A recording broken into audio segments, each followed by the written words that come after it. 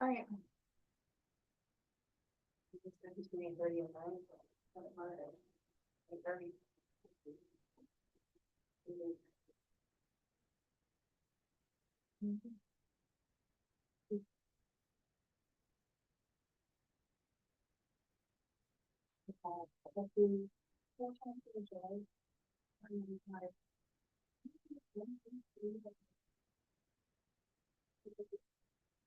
Reading about it, which what I'm understanding is that's only accepted in these states in California.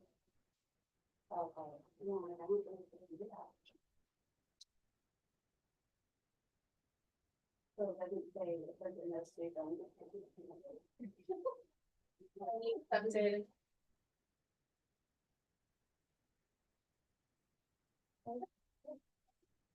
Super easy. You can even send a snippet to the voter. So easy. Do you want to take Dustin with you? Oh.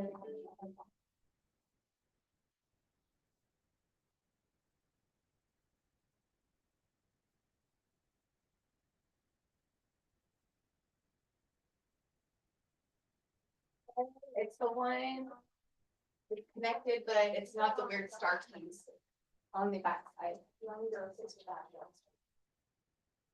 Okay. Yeah.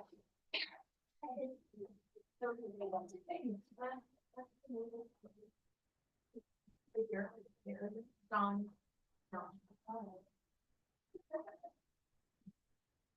Hopefully. So we're going to back ready so down. But I need an outside box. Okay, yes. Yeah, sugar for that. Yes, what time do you think you will arrive there? Well, I think that they're going to make sure I'll be there at 8:30. Yeah, next to the little back alley.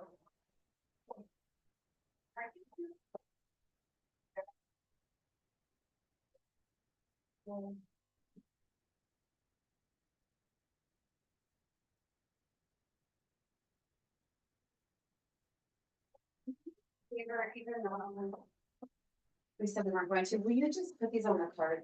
We're going to look at them. Well, I just think they're gonna fall out, but they're envelopes. That's all. So I'm just gonna little box ones. Maybe somebody had to throw away all the boxes. And Robin, so annoying. But they're just gonna fly around in the cart. No. The ones that I see. Want to get a big rubber band for them? No. Trying to keep this clean. That's not clean.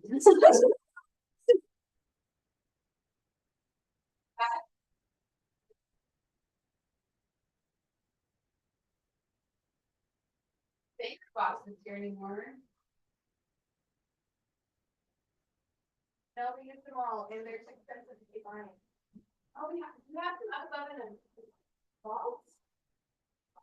Now, we can set up this way.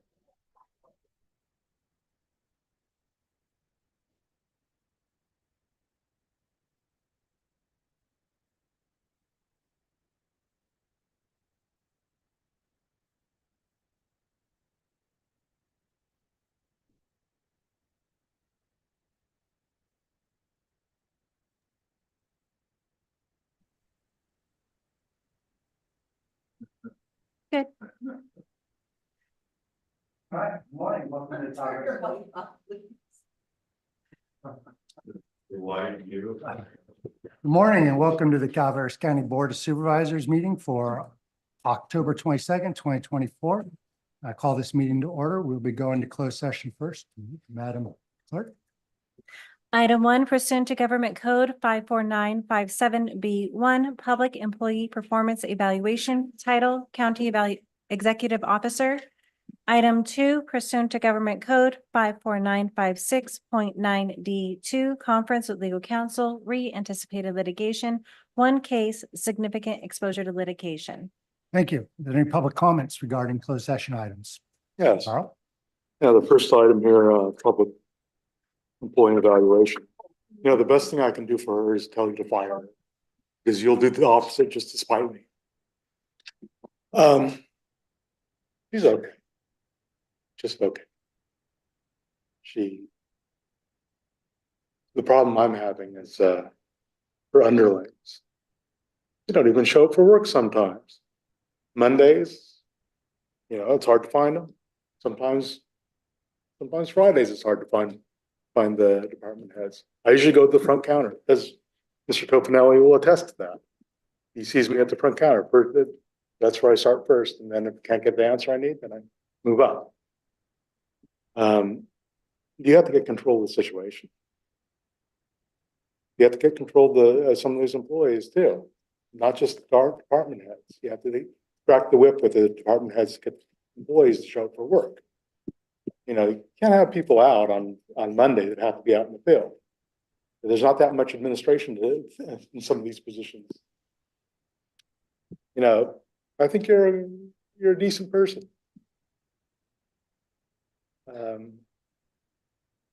I'm not going to say fire you because now they know the trick. I know at least one of them is, but you know, supervisors come and go, CAOs, CEOs come and go. It seems that I'm always here. So when you folks are gone, I'm still going to have to deal with these people, and they're people, and I respect them. So, you know, I wish you the best of luck. That's not like a shot. Okay. So I guess you guys are really efficient these days. So we'll go on to the next one. Potential, whatever. Yes. Your employees of this county are far too scared of ending up in a lawsuit. Fear is put into them every day, where they're reminded that if they do something, they're perhaps will end up in a lawsuit. I can tell you that that's not the case. Bad people doing bad things don't typically sue a county, and you can't sue for if you break the law. You can't sue you can, I mean, you can have court, but you can't prevail. In no way can you benefit from the legal action. So and that includes code as well. So don't, you know, loosen up here. Just loosen up and let the employees do their job. Okay, go. Thank you. Is there other public comment in the room? Is there any public comment online? We have no online public comment. Thank you. We will recess to closed session and return at 9 o'clock for the regular board meeting. Thank you.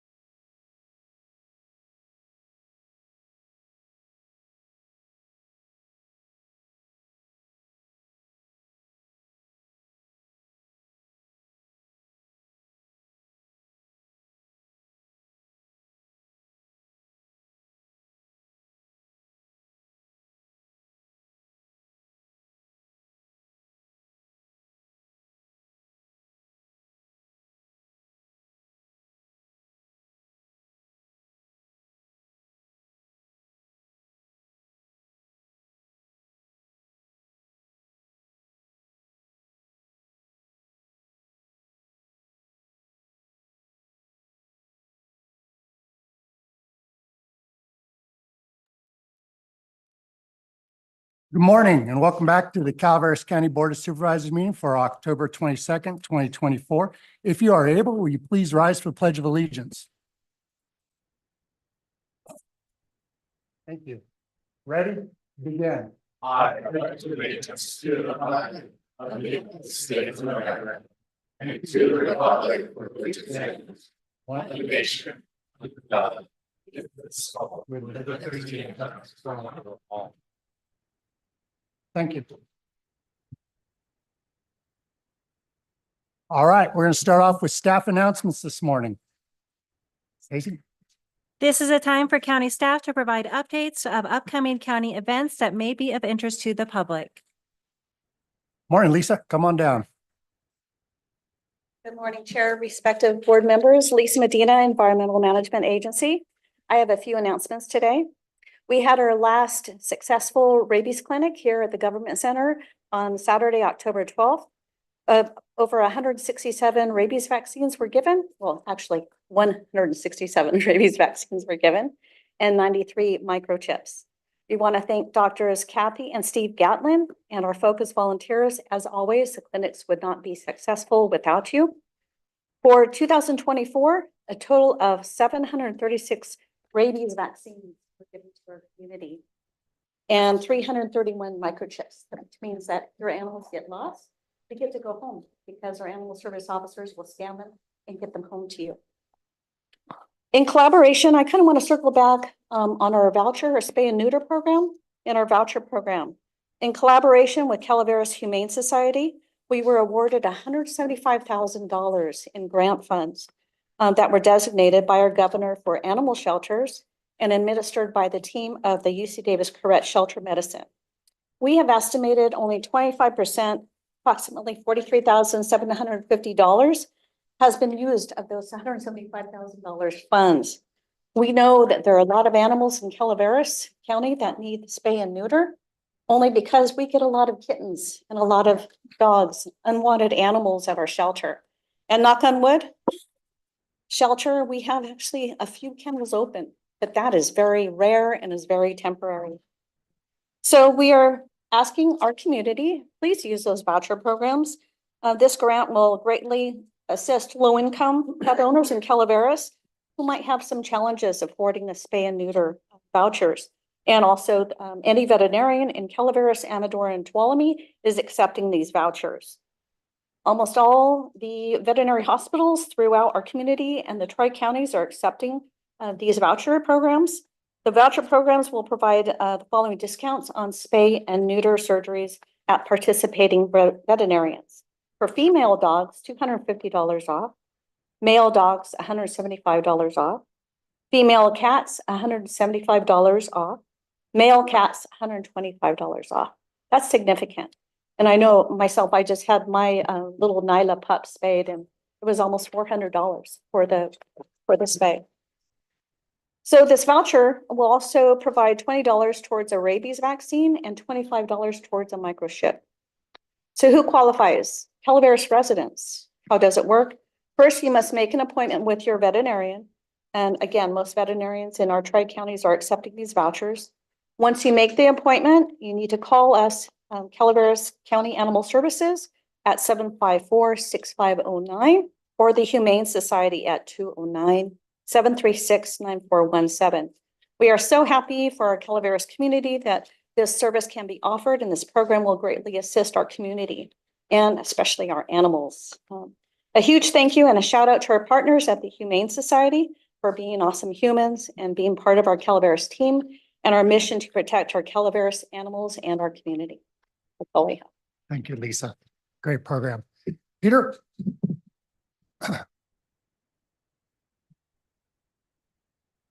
Morning, Mr. Chair, members of the board. I just want to take this opportunity to introduce to you Brett Sampson, who will be stepping into my role starting next month. So my last day here as your interim director will be on November 1st, and Brett will be starting that following Monday. So we're really excited to have him on board, but I want to just give him the opportunity to meet who you are. And so when the smiling faces come knocking at his door, he'll know what it's all about. It's been great being here for the last several months, but I am looking forward to going back to retirement. Welcome aboard. Thank you so much. Would you say anything?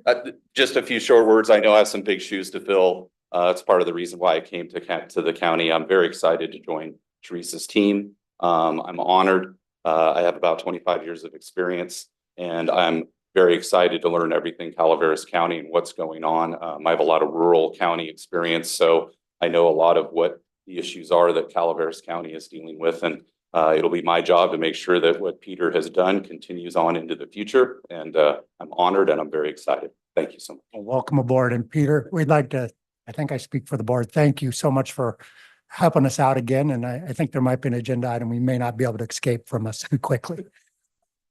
Yes, I noticed that. Thank you and welcome aboard. Thank you.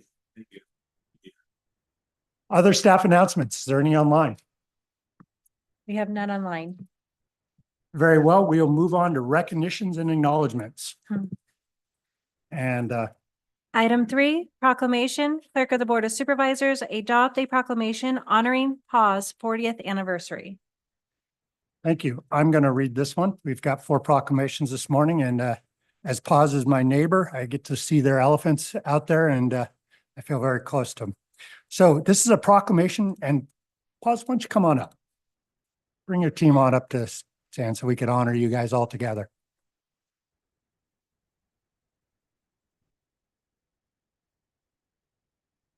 All right, welcome. Whereas in 1984, former Hollywood animal trainer, the late Pat Derby, and her partner, Ed Stewart, founded the Performing Animal Welfare Society, PAWS, to rescue and provide sanctuaries for captive wild animals used for entertainment and to advocate on their behalf. They opened PAW's first captive wildlife sanctuary in Galt in 1985. And in 1987, PAWS launched a campaign to end the use of elephants in traveling shows, organizing major demonstrations throughout California and garnering national media coverage. And in 1999, Congressman Sam Farr introduced H.R. 2929, PAWS Captive Elephant Accident Prevention Act, to end the use of elephants in entertainment. Pat Derby, Bob Barker, and others testified at a special hearing in Washington, D.C. And in 2002, PAWS officially opened ARC 2000, a 2,300-acre captive wildlife sanctuary located in San Andreas, California, to provide safe refuge for rescued and retired elephants, big cats, bears, and other animals. And in 2013, PAWS co-founder Pat Derby passed away on February 15th and is recognized by news media worldwide. Local, state, and federal governments honor her life's work through dedications, resolutions, and flying the U.S. flag at the Capitol building in Washington, D.C. And whereas in 2016, ARC 2000 Sanctuary flipped the switch on a solar system that supplies clean, renewable energy for its offices, elephant barns, and other buildings, helping conserve our planet and its wildlife. And in 2017, Pat Derby Animal Wellness Center opened at ARC 2000, providing on-site diagnosis and treatment of the sanctuary's animals in a state-of-the-art veterinary facility. And in 2022, after years of collaborative work by PAWS, animal protection organizations, and big cat sanctuaries, the Big Cat Public Safety Act became law. This groundbreaking legislation prohibits private ownership of certain big cats and ends cruel cub petting operations. And in 2023, PAWS realizes a long-time plan to shutter its 2 older sanctuaries and bring our animal family together in one location, ARC 2000 Sanctuary. And since its founding, PAWS has rescued more than 250 animals, including 19 elephants, 90 big cats, 19 bears. PAWS works towards a future when wild animals will no longer be held captive for entertainment and profit. Thank you guys very much. Are there any comments from the board? Martin? Actually, Chris, could you introduce everybody? Of course, we have Lisa Morgan, who's our office manager. Forgive me if I don't know exactly how many years everyone's been with PAWS, but we're looking at a collective experience of over 100 years with us today, and that's they're a lot older than they look. And then we have Renee Smith, who's our big cat supervisor, and Brian Buster, who's our sanctuary manager. And frankly, I couldn't work without these guys. They're fantastic, and they've been here a lot longer than I have, and they know a lot more than I do. But we also have a lovely team of volunteers at the back there. Again, many of whom have been with PAWS for a great many years. If I may, I don't know if this is the time to do it. I'd be very grateful just to say a few words of thanks back to the board, if I may. For those of you that don't know, I'm Chris Draper. I'm the Chief Executive of PAWS, which is the Performing Animal Welfare Society. And I just like to say on behalf of the staff, the board, and the supporters of PAWS, I'd very much like to express my gratitude to the Board of Supervisors and to Calaveras County as a whole. As you've heard, 40 years ago, the co-founders of PAWS, Ed Stewart and the late Pat Derby, had a vision for an organisation that would lead the world in improving the well-being of wild animals in captivity. And their efforts were tireless, and they succeeded in making PAWS and the ARC 2000 Sanctuary in San Andreas a reality.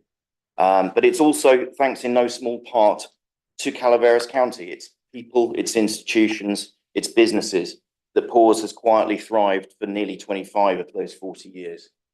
And in return, we've been able to give back to the local community. We've employed and trained hundreds of people, local people. We've made it a point to utilize services and products from local businesses and suppliers. And we've been a significant draw for visitors and encouraged their positive impact on local hospitality businesses. We've educated a large number of local residents and school children on the serious issues affecting wild animals in captivity and wildlife in general.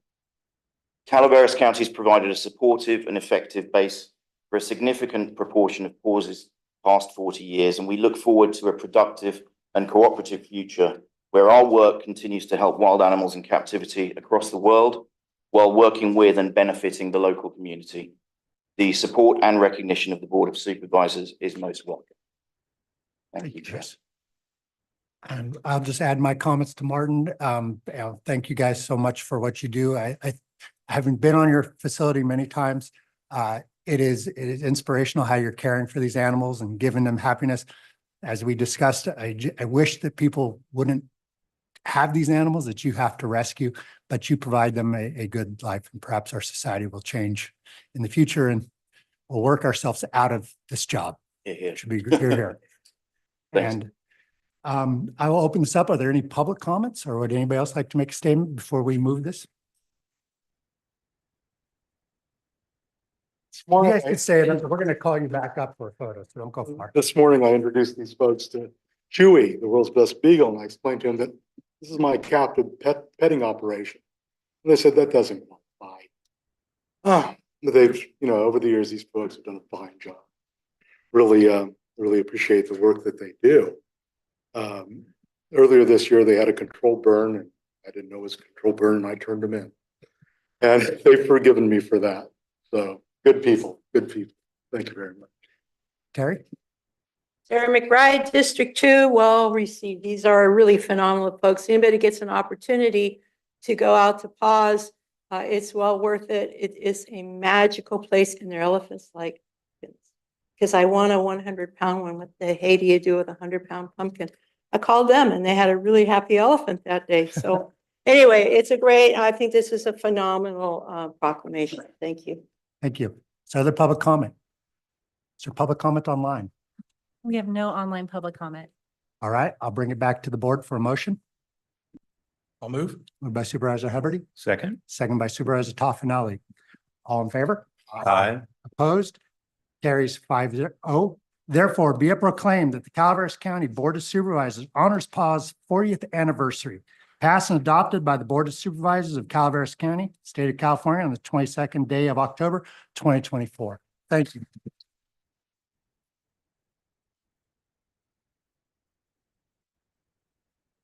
Come on up. We're going to take a photo.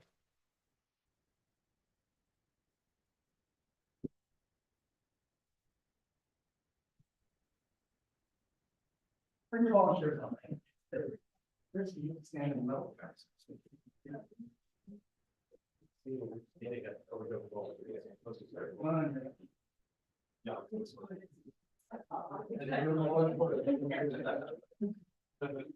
Take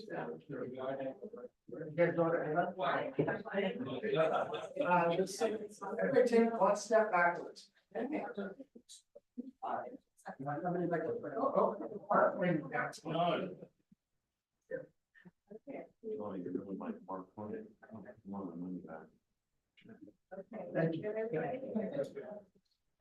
One, two, three, two.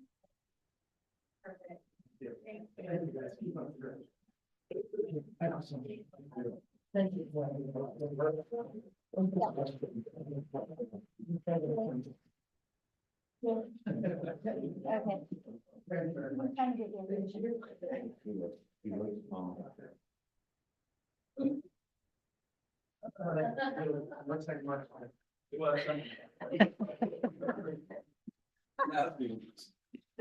I feel like we need a whole different time commentary.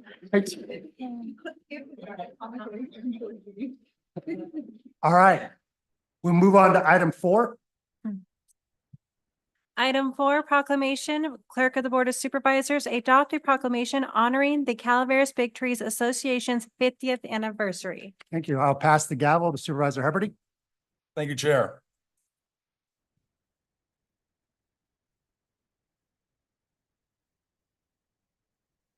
Whereas the Calaveras Big Trees Association can trace its roots to the original Calaveras Grove Association, organized in 1926 by a group of individuals intent on preserving the historic groves for future generations. And whereas through their efforts, Calaveras Big Trees Park was born on July 5th, 1931. And whereas in 1974, the Calaveras Big Trees Association was founded with a revised purpose as a private, nonprofit, charitable 501c3 corporation to create, fund, and deliver inspirational, educational, and interpretive programs, as well as encourage visitors to help preserve and protect the Calaveras Big Trees State Park natural resources. And whereas since 1974, CBTA has taken on many projects, including the construction of the present Visitor Center, Museum, and Classroom, building a permanent footbridge at Beaver Creek, and creating the 3 Census Trail. And whereas CBTA funds the student interns, interpretive staff, trail maintenance equipment needs, and an interpretation master plan. And whereas all profits from sales of items sold by the CBTA are reinvested in the Calaveras Big Tree State Park. That's you, Jacob. And whereas CBTA envisions a vibrant and healthy giant sequoias in a premier state park with access for all, inspiring body, mind, and spirit, and generating the motivation to protect and preserve its natural, cultural, and recreational resources. And with that, I'll put it to public comment. Vida. Hello, and thank you all so much for this honor. I am Avita Kenk. I am on the board of Calaveras Big Trees Association, the nonprofit that is being honored. And I'm a past president. I'm currently vice president of past president. And from now on, I'm going to refer to it as CBTA because Calaveras Big Trees Association is too much to keep saying. Okay. I would like to introduce with me here Jacob Cole, who is our retail manager, and my beloved husband, Bill Minkle, who is, like I am, a docent at the park. So I want to thank you all very much for this honor. And I also feel like I'm receiving this not just for our current board, but also for those who had the foresight and vision to start this many years ago.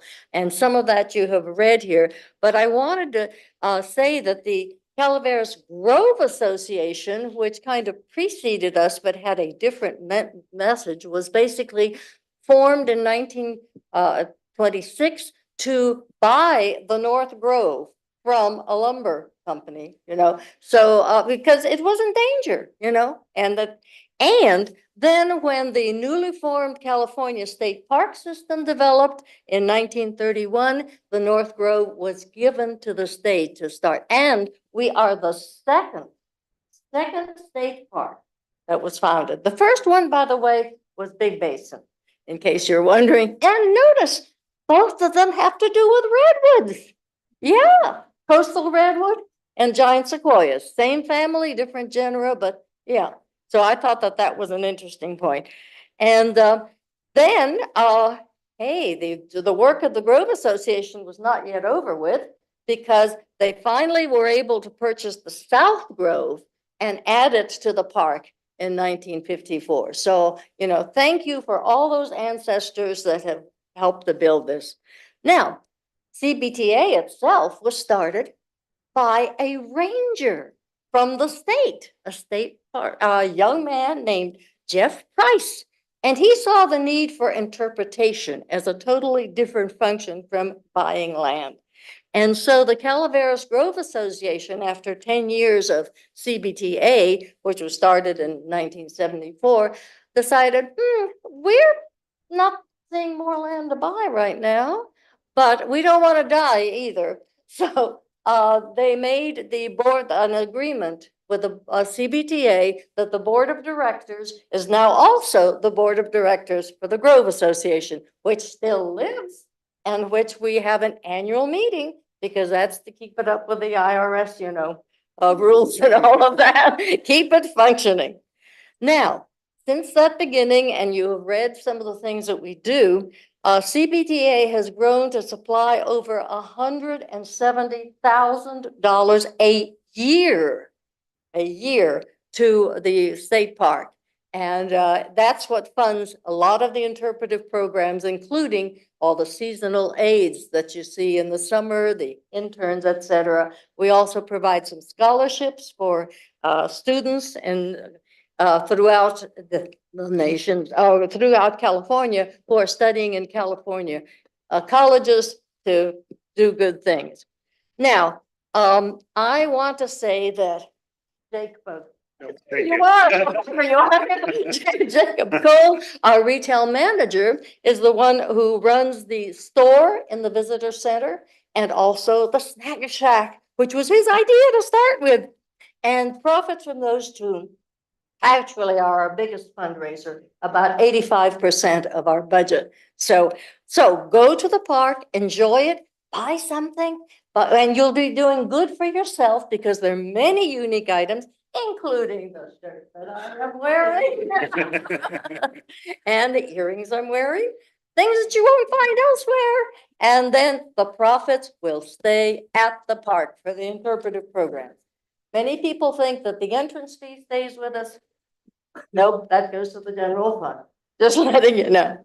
So I just want to say a not quite so happy note is that our administrative officer, Sue Hoffman, who's been with us for over 15 years, died in September. And we're a bit in shock, frankly. And Jacob and Debbie, who's our bookkeeper, Debbie McGee, have been taking over her immediate jobs. Somebody's got to answer the phone, and that was part of Sue's job. If you ever called the visitor center, that was Sue. And she loved doing events, and she was very, very busy.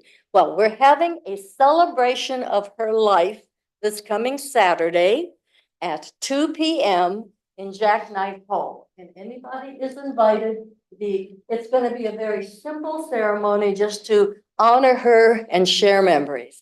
And if you can't come, but would like to share a memory, send it to me, or Martin, would you receive any emails and pass them on? I will be sort of emceeing that event, so I will pass that on.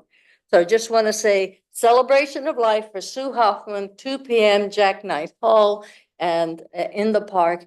And hey, one can go to the winter preparation at Independence Hall in the morning, get some lunch, and then come on up and see us. So again, thank you, not only in behalf of myself and the current CBTA, but all the history and the contribution that park has made to the county. Thank you all for being here. Thank you, Vita. Is there any other public comment?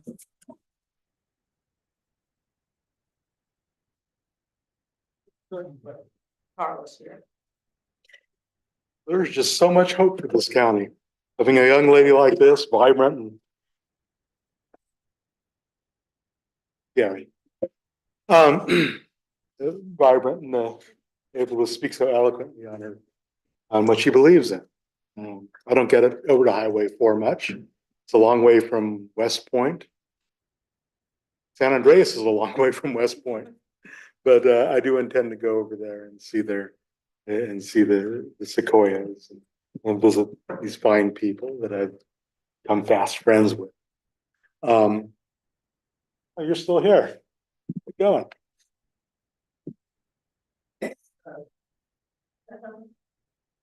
Okay, with that, are there any public comment online?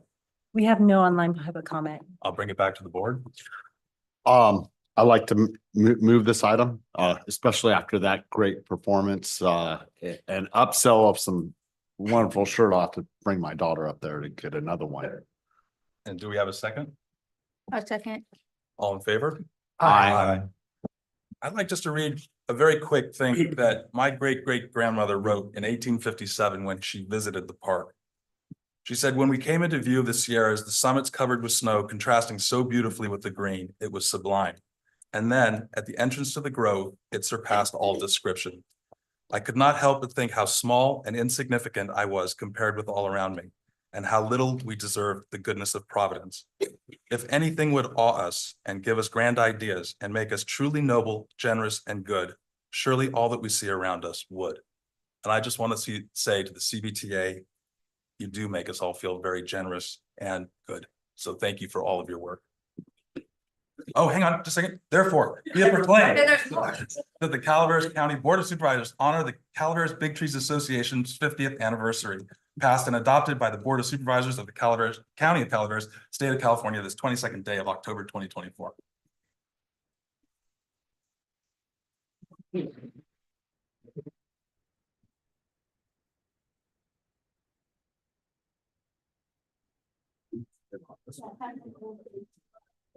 Thank you so much. Thank you.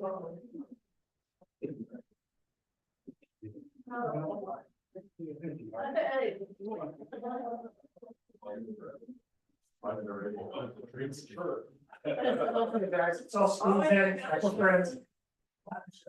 All right, ready? 1, 2, 3. Well, thank you so much, David. Thank you so much, guys. Appreciate it. Thank Yeah, I'm you. sorry.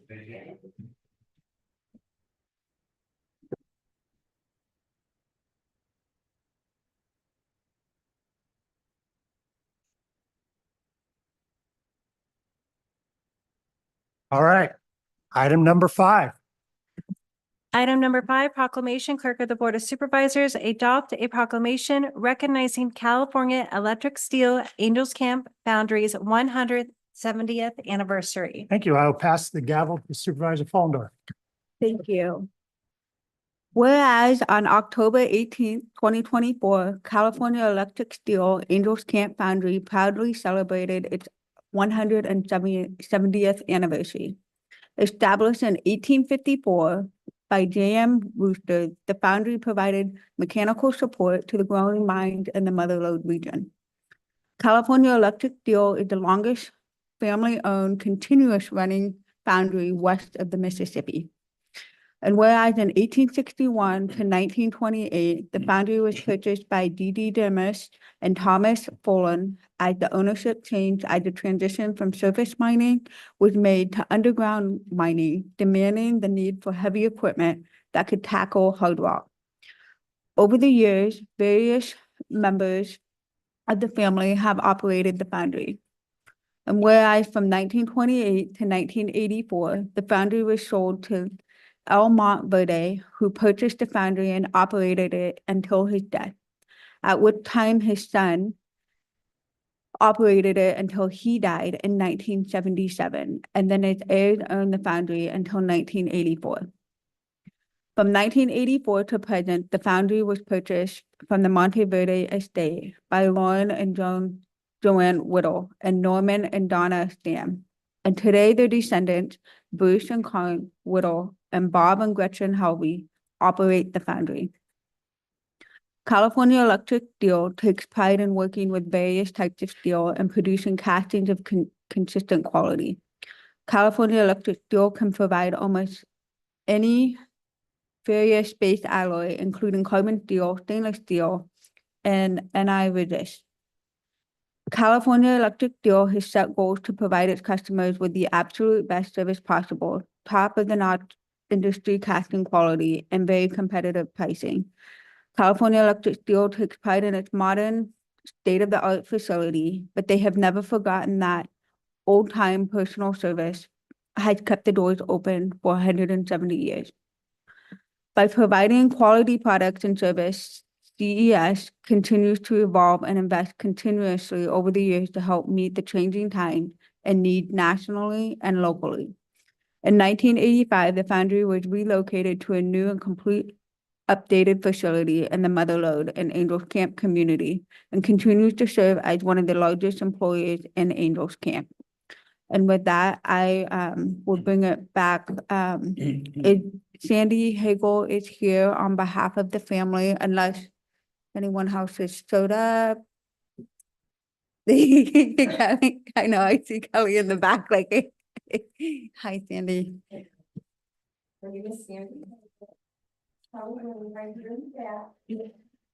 She is Bruce and Karen's daughter-in-law. And I just want to say thank you to everyone, the board, for the acknowledgement. It's an honor. I worked for California Electric Steel for about 5 years. I've been retired for about 3 years. So it was a great place to work. It's like taking a step right back in time. If you have not been to the foundry, it is truly one of the best kept secrets in Angels Camp, besides the museum. A few weeks ago, we held a Wild West Fest honoring Bruce and Karen and the foundry for 170 years in business. The museum, they did just a beautiful display. The exhibit is just gorgeous. If you haven't had a chance to visit, please do. You're going to see a lot of our history right there in town. So thank you to the board. Thank you to Bruce and Karen. Bob and Gretchen could not be here today. I believe they're out of the country, and Bruce and Karen were not able to make it. So, and Debbie Pawnee, my sidekick's not here with me today either. So, but anyway, thank you to everyone. We appreciate it very much. 170 years in business it's almost unheard of. I think we all know that. So thank you everyone for your proclamation and your recognition. We appreciate it. Thank you. Thank you, Sandy. Martin, do you have any? Yeah, actually, Okay. can they add something? I just wanted to say, thank you, Sandy. And when Bruce made his speech at the opening of the exhibit, he brought this. And what I found so fascinating about it, it's actually quite heavy, is that this is a precision piece of metal that's made here in Angels Camp. It's a robotic jaw. Robotic arm that works underground at like oil rigs and what have you. Yes. So you've gone in 170 years from making things for the gold mines to unbelievably, robotic arms. And I just feel that it's pretty amazing. And also I wanted to say the one thing that he told me, which I thought was incredible, was when the Golden Gate Bridge was constructed, the last bolt that went into the Golden Gate Bridge was made out of gold. And that was made at the It was made at the foundry. So Yes. awesome. Yes. So We have a place in history. And isn't the first bolt that they made still in display at the foundry too? Could be. I think could be. Bruce said that at last week they have it on display as well. And you know, another thing too, I'm glad that you brought that up, Martin. There's a lot of parts that are made for anything that you see going down the road. I'm sure you've all, you see the big semis going down the road. We make so many parts for all those trucks just to go down the roads to keep, America going. The steel castings are shipped all over the world, not just in the United States, but they're shipped everywhere. And they're made in large quantities. We also, or I'm saying we, and I've been retired, but I just love the foundry, what they've done. We've made parts for the military when the drones were going in and they're doing whatever, to go in and bomb places. We have a part in those too. So we're taking care of America. And Bruce, the mastermind basically behind the foundry, he's just amazing at what he does. And it's an art. It truly is an art to pour these castings and produce these castings. And a casting that Martin was holding up takes about 3 to 4 months before it leaves the doors. Because there's a lot of different inspection levels that have to be put in place, a lot of certifications. Everything has to be just perfect. So anyway, thank you. Thank you. Okay, with that, I'm gonna open it up to public comment. So are there any other public comments in the room? Oh, Balance is what it used to be. I think it's important that we recognize these companies. They're traditional companies that have built America. They continue to this day. I'm just always amazed. I wouldn't probably be here today without a metal company that my father owned. And Gary Coconelli wouldn't be here without the success of his company as well. The success of this company is just phenomenal. They're able to reach into the future, not just live in the present, and make something that helps us all. Thank you. Thank you. Any other comment before I bring it back to no? Any board comment? No, Oh, I'm I'm like, not- that's just- Sorry, I looked at her and see what they can, I don't think. Anyway, is there any board comment, Ben? Just, them being here that long is salt is the steel they produce, so. Yeah. True.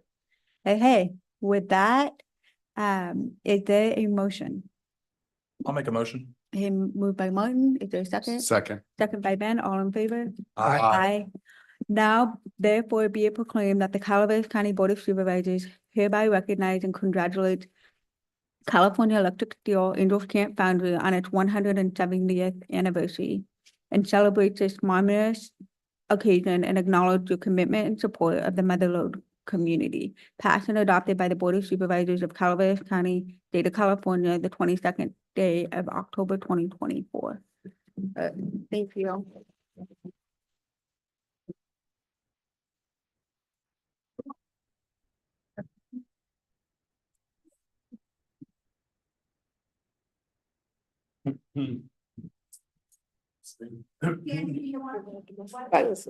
oh, jeez.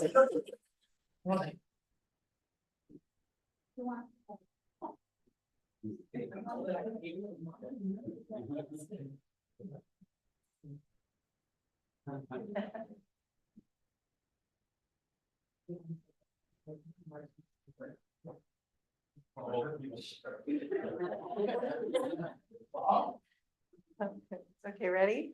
1, 2, 3. Perfect. Thank you.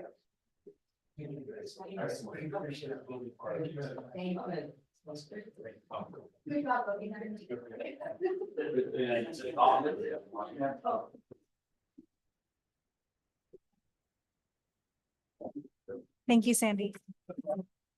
Thank you, Stacy. Item number 6.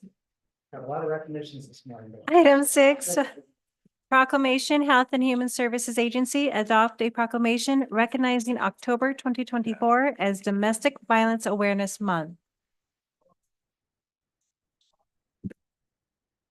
Thank you, Chair. Proclamation declaring October 2024 Domestic Violence Awareness Month. Whereas nearly 1 in 3 women and 1 in 4 men in our country have suffered physical violence by an intimate partner, and domestic violence impacts people of every age, ethnicity, nationality, economic status, and belief.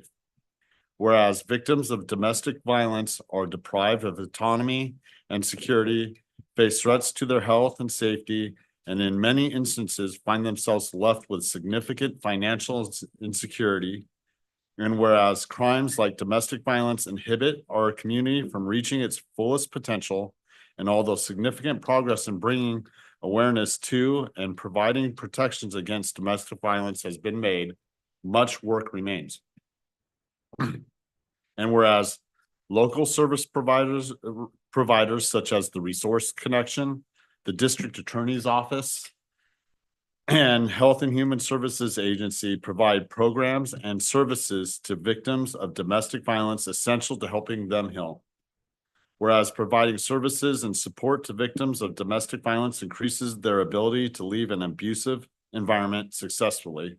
And whereas providing education on healthy relationships and services to perpetrators of domestic violence so that they can take accountability for their actions and break the cycle of abuse is essential in preventing further harm to individuals and families. Ladies, thank you. Oh, no, that's, oh yeah, sorry.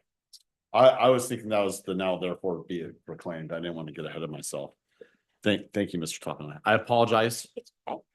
Whereas the Calaveras County Board of Supervisors reaffirms its dedication to providing a community where no one suffers the pain and hardship caused by domestic violence and recognizes the advocates, victim service providers, and organizations who work tirelessly to prevent domestic violence and extend hope and to heal survivors to survivors and victims of domestic violence.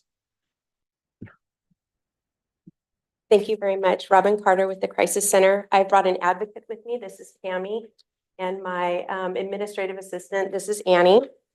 October is the time for the community to acknowledge Domestic Violence Awareness Month, to support the survivors and be a voice for the victims. In October, the Resource Connection Calaveras Crisis Center observes Domestic Violence Awareness Month by decorating the office in purple ribbons, purple lights, pinwheels, garden flags, and our domestic violence banner. We've done outreach with different organizations around the county and in the schools.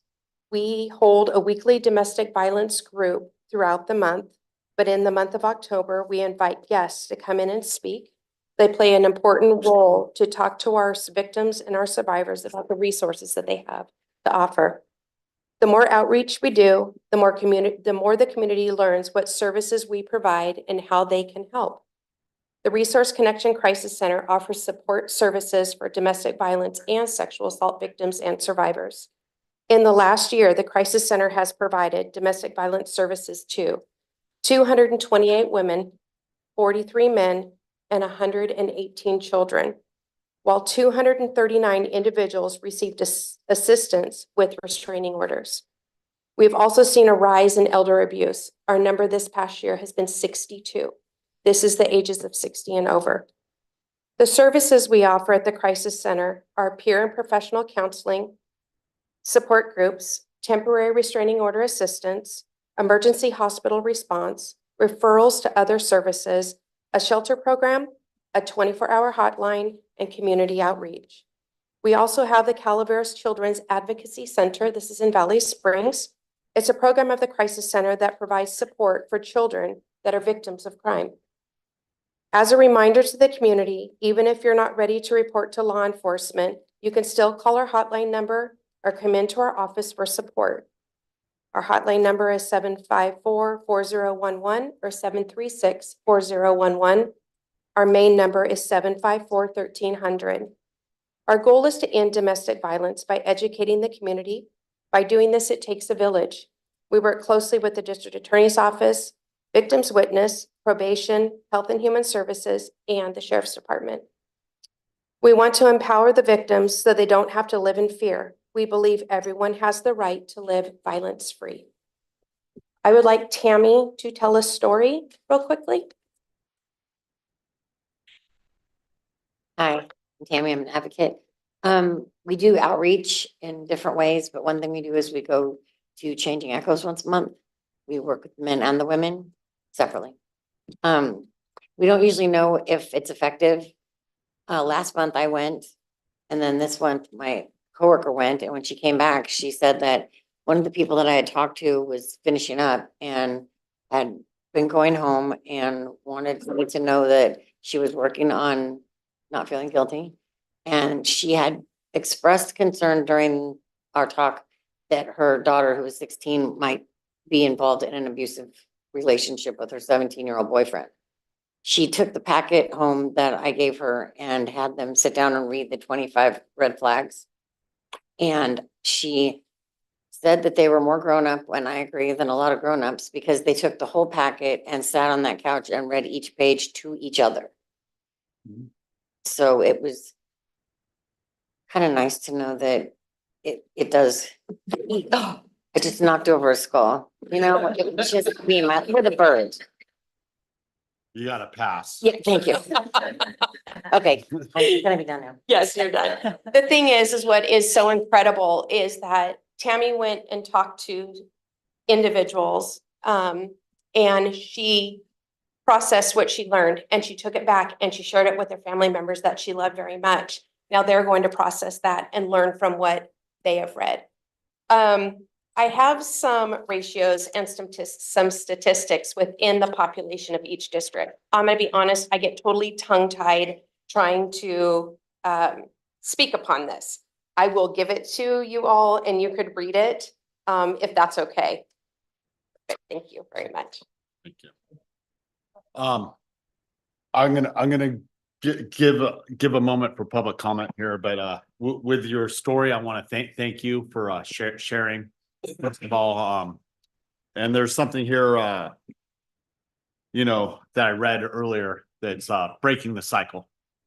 And you know, growing up, that, you know, most things that were told to me by adults, I had to learn the hard way anyway. But one thing that my uncle brought up in a situation when I was younger was breaking the cycle. And as you brought up, the mom was concerned about the daughter being in a relationship, and a lot of this is generational. So, you know, advocating to the further generations down and letting people know that the ability to break the cycle can fall within their choice into the future, which, you know, is important to as we move forward. Any public comment?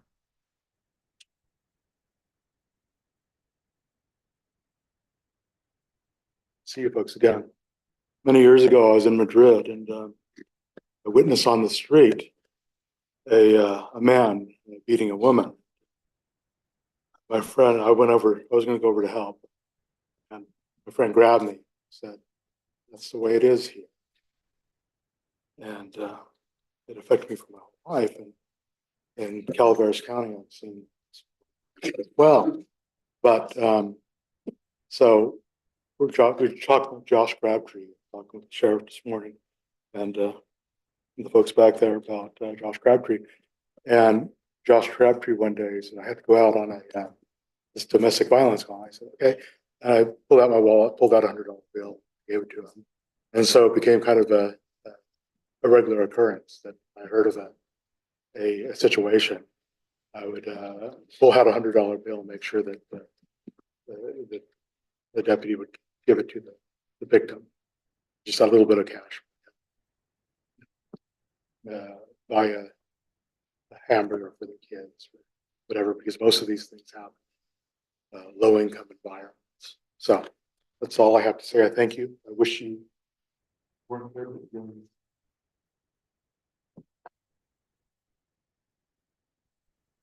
Ms. Yook. We do appreciate the work the DA's office does, working with children and everything else. Thank you. Good morning. Thank you. Barbara Uke, District Attorney. Thank you for recognizing October as Domestic Violence Awareness Month. I just want to share with you that part of our operations now with the Sheriff's Office is I review every single fresh arrest report when someone's sitting in custody on Mondays and Fridays. I personally review them. On Wednesdays, my assistant Brad Jones does. And so we have about 2 to 3 hours to review everything and all the reports and 911 calls and possibly body worn cameras for everything that the Sheriff's Office is doing that brought someone in custody. And, you know, I think we need to recognize, you know, obviously the family tragedy that happens when we have these domestic violence incidents. But also, all the good work that's being done, the sheriff's office, when they get these calls, they're very dangerous calls to everybody involved. And, it's hard work. They've got to be, counselor, therapist, they're watching out for if there's kids involved, especially, and they're trying to figure out what's going on with this, terrible, awful family dynamic. And what I've seen, and this is obviously anecdotal, but, for the last couple of years, I think it's been, for me personally, being up at the sheriff's office and looking or reviewing all these reports, is I've seen an uptick in, mutual injuries, mutual combat, people fighting back against each other, and also a lot of, what I see is, an uptick in, female perpetrators, or either being the dominant aggressor or, in being involved in mutual combat. And I don't know why that's happening. But those are very hard to unwind. And, because a lot of times it's one person's word against another, right? And so the cops are on the scene trying to figure it out in the heat of the moment. Well, he said, she said, right? And then we're trying to figure it out on the back end, trying to unwind this whole situation. So I just wanted to point that out. We've also seen kind of an uptick in older victims and, suspects, which it's very strange. It's not how it, used to be. We see it every once in a while. And I don't know if it's because more people are reporting, which is a good thing, or if there's some kind of change going on. We're also seeing, a lot of, what I would say is an uptick in situations where one of the parties has dementia of some sort. And so then we're all struggling, because what do we do, right? Because it's not that the person necessarily knows what they're doing, right? It's not necessarily fitting, the same dynamic that we've been used to for the last 40 years with the, cycle of violence. And it's, very tragic, situation, and trying to figure out how to help these people, how to keep the victim safe, but also how to, support the person, suffering with this condition. So I just want to, recognize the other agencies that, work very closely with us, all the different agencies under HHSA, with Adult Protective Services, mental health, behavioral health. When we have these situations, we call them all in and say, hey, what can we do for this person? What can we do for, this family? We have our victim services, we have the crisis center, and, all the resources at the jail, really trying very hard to figure out how we're going to manage this. Sometimes we, have to research and try to find other family members. Is there another family member that can help out? Are they a veteran? Can we pull in veteran services? We spend a lot of time in that 2 to 3 hours scrambling to figure out what other resources are there in the community. Everybody is very compassionate, and that's from, the patrol deputies who are dealing with it, to, the jail staff, to obviously the crisis center, and, mental health and behavioral health and veteran services, trying to figure out what to do in those particular situations. Digressing with, kind of what we know to be the dynamic of domestic violence, victims frequently change their minds. When they're in crisis, they're feeling one way. When the dust settles, they might be feeling another way. And I just want to, encourage any victims, when they are on scene with the sheriff's office, that when the sheriff's office is offering to get them an emergency protective order, maybe at the time the victim might be feeling in denial. Oh, I just want this to stop, right? Of course, everyone wants it to stop. It's not going to stop unless you do something about it, right? And it might stop in the moment when the perpetrator is taken away to the jail. However, if you do not take that offer of requesting the emergency protective order, the way things are right now, it's very difficult for us to get a criminal protective order if you do not accept the emergency protective order. So I would just encourage any victims out there who, if you find yourself in this situation and the law enforcement is offering to get you an emergency protective order, take them up on it. You can always change your mind later and, try to get it lifted. But if you don't take the emergency protective order, it's going to be very difficult for my office to get a criminal protective order. And I don't want to speak for the crisis center. They help people get the restraining orders. Maybe I can put them on the spot. How are you guys able to get restraining orders? Good luck with that, or you haven't analyzed it that way. Mostly. Can you talk into the mic? I apologize. Guys are killer. I know, that's my job. Mostly, it does help if there's an emergency protective order. It's kind of individual, depends on the details. It's hard sometimes because you need them to be extremely graphic. Because obviously, when we turn it in, we're sending it to the judge and he doesn't know their story. He needs to understand by reading something why it's so important. So you can't be using generalities, and a lot of times they have a hard time recounting it, or they feel uncomfortable saying that stuff and then giving it to somebody to read. But mostly it depends on the individual details. I didn't knock anything over. Success. And then my final comment would be another, thank you to probation, the crisis center, and the sheriff's office. We had a recent trial that went on for a couple of weeks, and our victim, who was very brave, she was homeless by the time the case came around. And through the support of our partner agencies, we were able to support her and get her through the trial. And we were very fortunate to get a guilty verdict. Sentencing's set out still, so I can't really talk about the facts of the case. However, this required a lot of assistance, a lot of cooperation, and I wanted to publicly acknowledge all of our partners in that and helping get our victim through the jury trial. Thank you. Barbara, thank you very much. And thank you for all the work that goes beyond the original situation, because, exactly navigating through all that. Thank you. We appreciate all the good work you did. Thank you.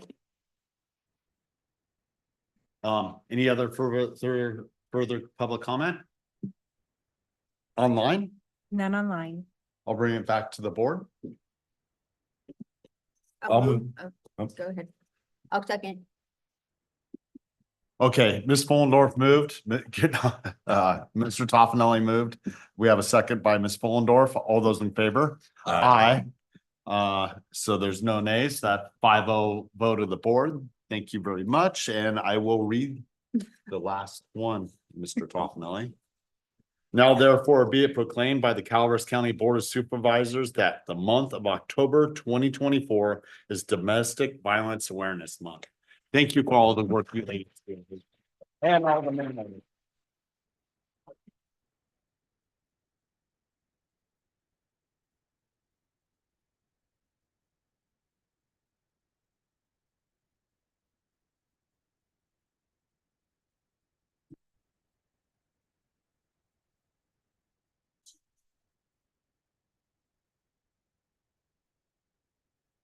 I'm going in the middle.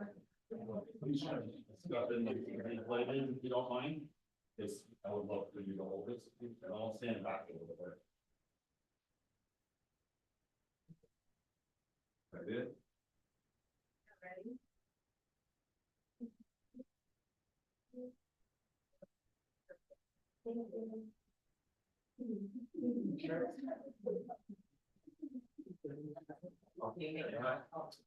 Oh, my hand's back here. Oh, you. I think it's okay.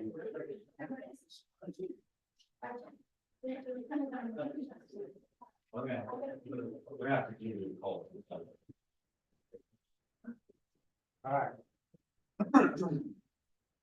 One more. Yeah, I tell you. It's a hard friend there that's gonna bury us and stuff. Thank you very much. Thank you. We'll move on to general public comment. Any item of interest to the public that is within the subject matter jurisdiction of the board and is not posted on the consent or regular agendas may be addressed during the public period. California law prohibits the board from taking action on any matter which is not posted on the agenda unless it is determined to be an emergency by the Board of Supervisors. If public comment is completed before the 30 minutes allotted time period, the board may immediately move to the next order of business. If public comment is not completed during the allotted time period, it will be continued as the last item of business in order to provide an opportunity for the remainder of comments to be heard. Thank you. I think everybody here knows the drill. You have 3 minutes. If you're addressing something comes on later on the agenda, I will stop you and ask you to continue your comments when we get to the agenda item. Without further ado, Terry, kick us off. Or Morning. My name is Debbie Rojas. I'm from New California State on October 16th, 2024. Supervisor Gary Tofinelli, District 1, Dr. Amendi, District 2, Martin Huberty, District 3, Amanda Ollendorf, District 4, Benjamin Stopper, District 5, Sarah M. Edwards, Council for Calaveras County, and Rebecca Turner, Reporter, were served a cease and desist letter. Dear Sir, Madam, State of California has passed AB 969 enacted in October of 2023 using the urgency clause, the bill states. This bill would declare that it is to take effect immediately as an emergency statute. Section 2 of the bill states, this act is an urgency statute necessary for the immediate preservation of the public peace, health, and safety within the meaning of Article 4 of the California Constitution and shall go into immediate effect. The facts constituting the necessity are in order to ensure that the county elections officials know what voting system they will be using, particularly with the upcoming 2024 March presidential primary. It is necessary for this act to take effect immediately. The California Constitution, Article 4, Section 8D states, in pertinent part, urgency states are those necessary for the immediate preservation of the public peace, health, and safety. A statement of facts constituting the necessity shall be set forth in one section of the bill emphasized that Section 2 fails to state any facts supporting the assertion of a threat to public peace, health, and safety. In this assembly bill, there are no facts stating either that any election official was unaware of what voting systems they would be using, or any facts amounting to an urgency within the meaning of California Constitution, Article 4. Additionally, voting by citizens that is accurately counted does not impact public peace, health, or safety. Thus, there is absolutely no logical, legal, or constitutional basis for the alleged urgency. Therefore, the use of the urgency clause to pass normal legislative process was and is unlawful and deprived the citizens of California the opportunity for public referendum. Missing this urgency clause to avoid checks on legislation and prevent public input is an abuse of legislative authority. It prevents the citizens from having a voice in the legislative process as required by the California State Constitution. Article 2, Section 9 of the California Constitution provides. Debbie? Thank you. Time, thank you. Thank you for your time.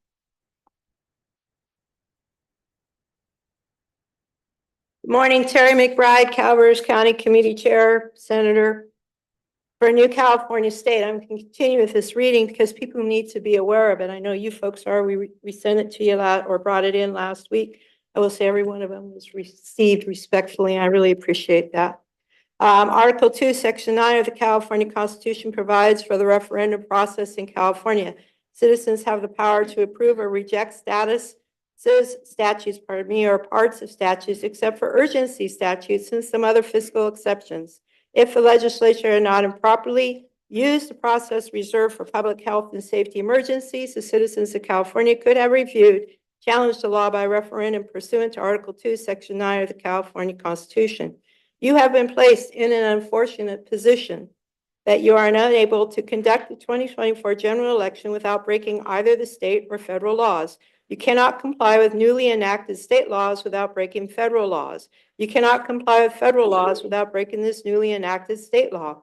Additional reasons to cease and desist. Applications of the Help America Vote Act. The Help America Vote Act of 2002, hereinafter HAVA, requires accurate voter rolls to be maintained by the local jurisdiction. California counties have hundreds and even thousands of ineligible voters on their rolls. This violates HAVA requirement for accuracy and compliance in elections, including voter rolls. You know this because many citizens have taken it upon themselves to audit the voter rolls because our government does not, and they have found hundreds and thousands of ineligible voters.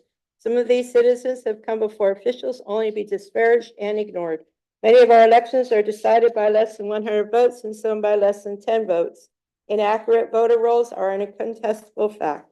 The Election Integrity Project California reported that they found 1,834,789 more registered voters than eligible citizens in the state voter rolls, including active and inactive voters. HAVA was enacted due to the 2000 Bush-Gore election debacle, which greatly divided voters and destroyed voter trust. Simply articulated, if vote rolls are not accurate and compliant, elections cannot be certified as compliant or accurate, meeting the standards set with HAVA. HAVA was designed to provide a zero trust model for voting systems, which includes transparency to address trust issues when using electronic voting machines. Although election fraud existed in individual local races, those widespread trust issues did not exist before electronic mechanical machines. In addition, HAVA falls under Civil Rights Acts. Therefore, certifying inaccurate or non-compliant elections violates every citizen's rights when elections are not accurate, not to mention the financial issues involved in taking the HAVA money and not being able to follow the HAVA rules. There's more. You have these. I hope that you will take them to heart, look at them, and let's save our country. Thank you. Eric? Chris? My name is Christopher Budner. This is my 34th statement to the Board of Supervisors since February 14th, 2023. The failure of this government to enforce and abide by the ethical standards set forth in the codified general ordinances of the County of Calaveras in part has led to the creation of Calaveras2024election.com, launched in May 2023.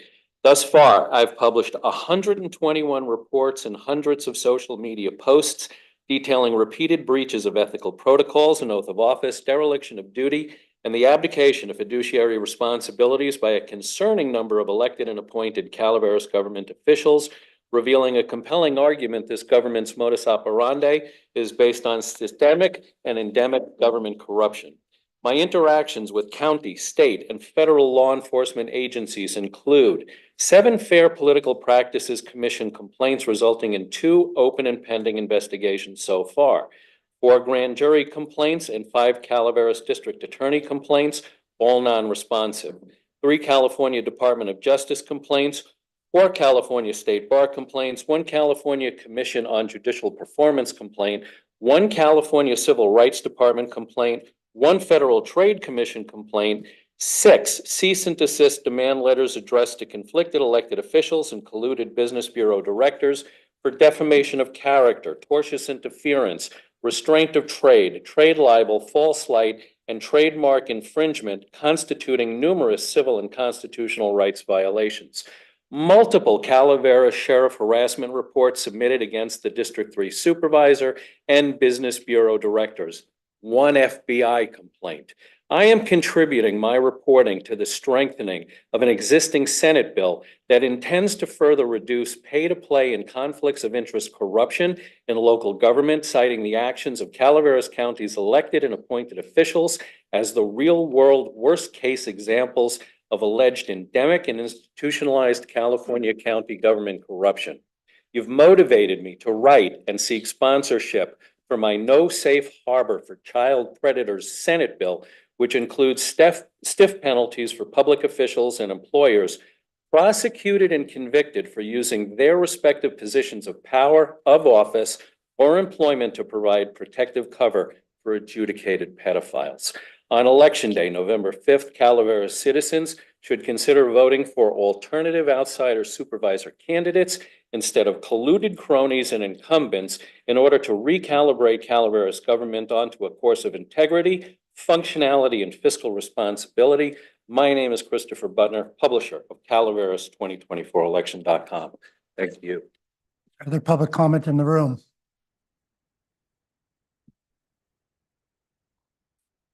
It's me again. 3 minutes. He said, pay to play, and I have a friend that's resigned from the priesthood.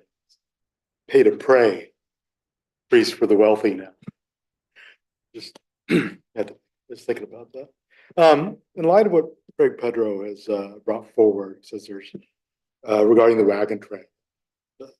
Mr. Townie, archaeo- it's going to be an item later on in the agenda. No, it's not the item that you have to learn this. You're going out, but you have to learn this. The wagon trail, you're using my time. Mhm.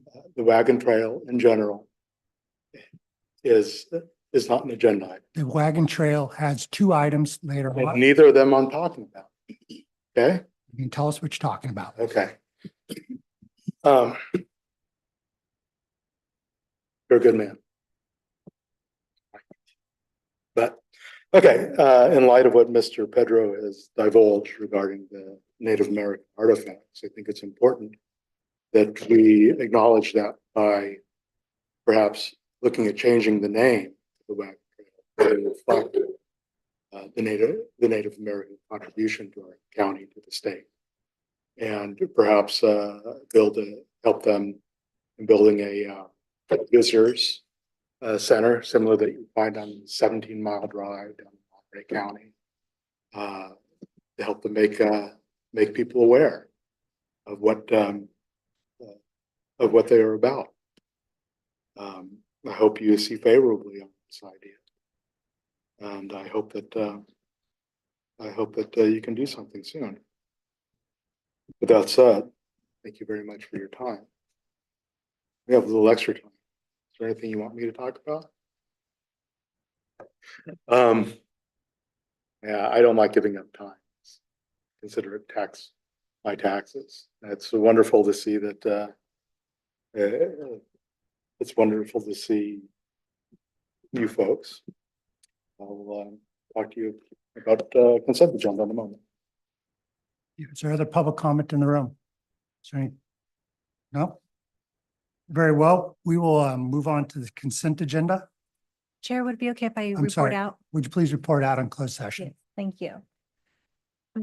Report out for closed session today, October 22nd. Item 1, pursuant to Government Code 54957B1, Public Employee Performance Evaluation, Title, County Executive Officer, Board Action, no reportable action taken. Item 2, pursuant to Government Code 54956.9D2, Conference with Legal Counsel, re-anticipated litigation, 1 case, significant exposure to litigation, Board Action, no reportable action taken. Thank you. We'll move on to the consent agenda. Are any board members who'd like to pull an item? I'd like to pull item number 9. Are there any members of the public that would like to pull an item from consent agenda?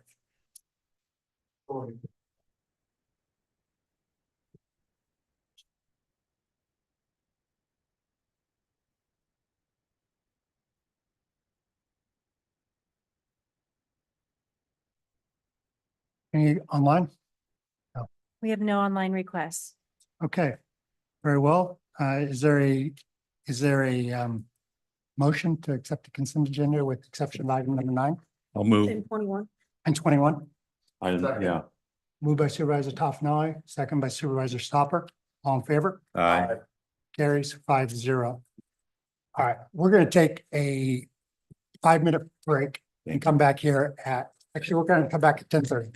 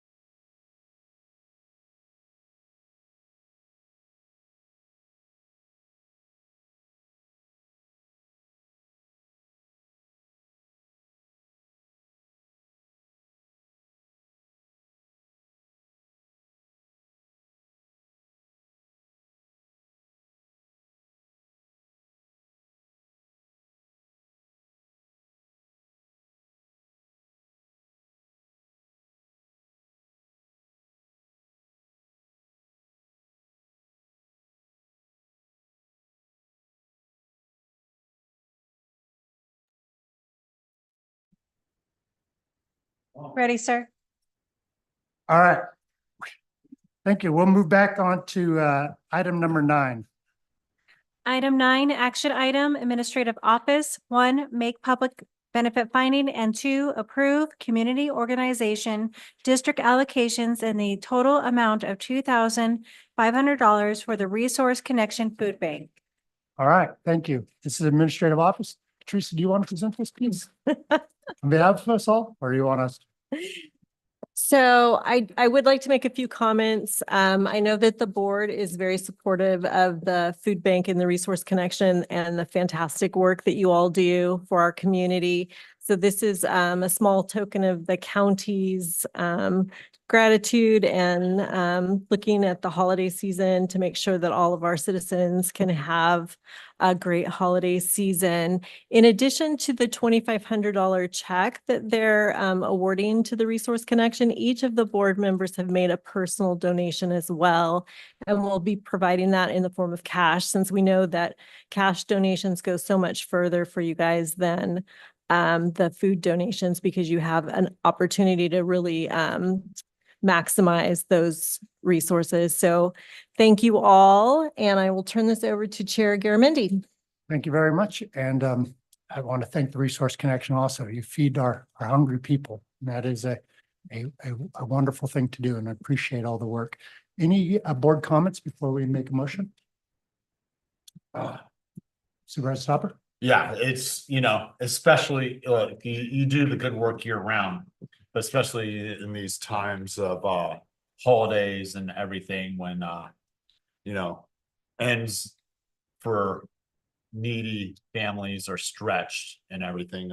It really helps bring some people up to the festive level that they need to be in. Thank you. Very well. Is there any public comment on this item? I'm prepared to say any public comment on this item, but the Resource Connection has done a fine job in Calaveras County. They continue to do a great job. Mr. Tropinelli, I'm sorry we don't have the food display this year, but I guess things change. With that said, thank you, Resource Connection. Thank you for the board to recognize. You guys do a fine job. All right, seeing no further, any public comment online? We have no online public comment. All right, then I will seek a motion from the board. I will move this item, Mr. Chair. I'll second. Supervisor Toffenelli makes motion, Supervisor Hubbard second. All in favor? Aye. All right, last time, come on down and have a chat. Thank you. Not the last time. Not the last time. Maybe. Oh. The last one was there. Stacy, did I take a picture? Yes, I am. What do you do with all these pictures? Put them on my phone.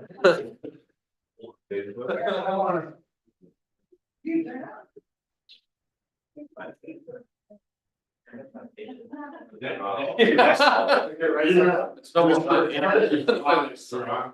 You're on a minute for the 10 food drive. All right, ready?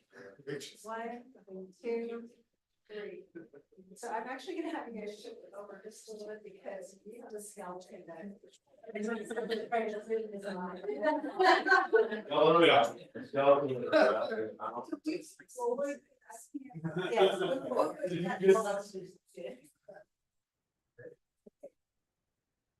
There we go. Ready? 1, 2, 3, and then. This. And then sorry. Okay, 1, 2, 3. Thank you.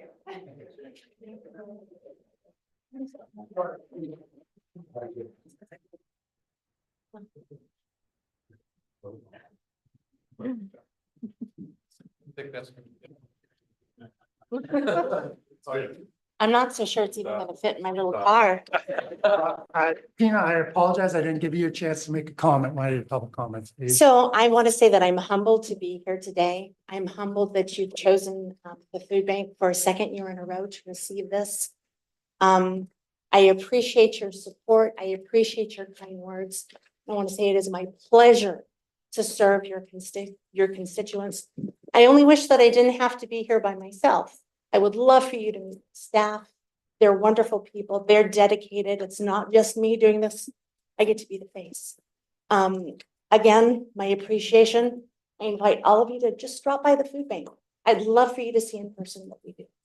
Thank you again so much. Thank you very much. And thank you to everybody who works to keep our community fed. Thank you. Sheriff, can I just add one quick thing? Sure. I just wanted to mention that the food bank benefit that you're doing on November 1st at the Native Sons Hall at 5 o'clock. Yes, And that'll be an amazing event. yes, it will be. Thank you. Thank you. Appreciate that. All right, we'll move on to item 21. Casey, would you please read that? Yes.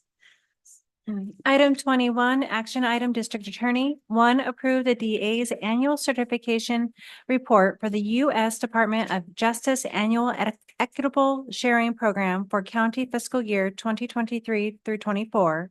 And 2, authorize the District Attorney's Office to electronically submit the report on behalf of the District Attorney and the Chair of the Board of Supervisors. Thank you. Mr. Dowden, you pulled this item? Yes, I did. Question? Originally, I had a little joke to go with it, but I'm not going to tell it. I go over all your agendas, and the reason is to protect myself. You never know what you guys are up to. But when this came across, I came across this, looked a little bit further into it, and I just wanted to say that I support this item, but not only that, I support the DA's office. It works so hard.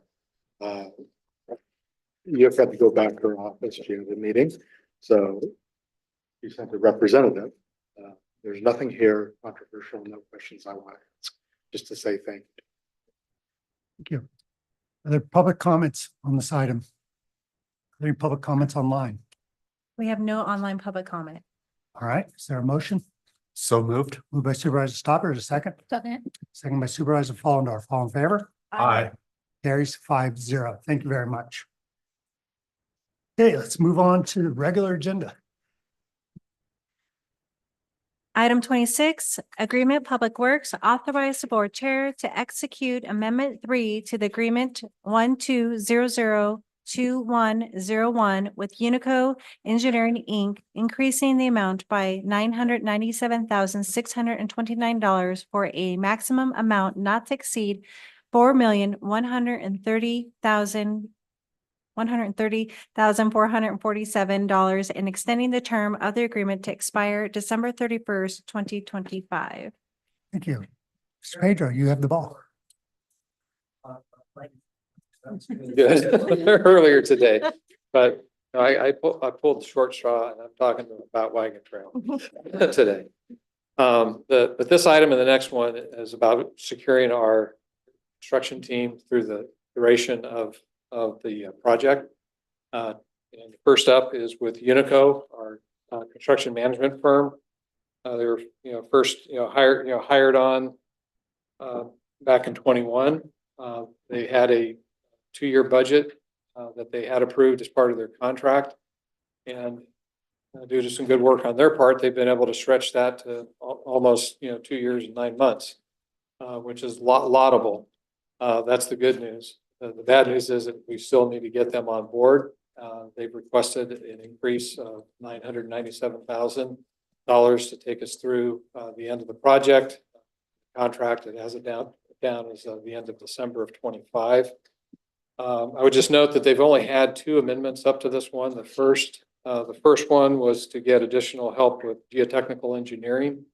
That was $263,000, back in October of 23, and that was in response to all of the environmental sensitive areas that have been found and some additional help there.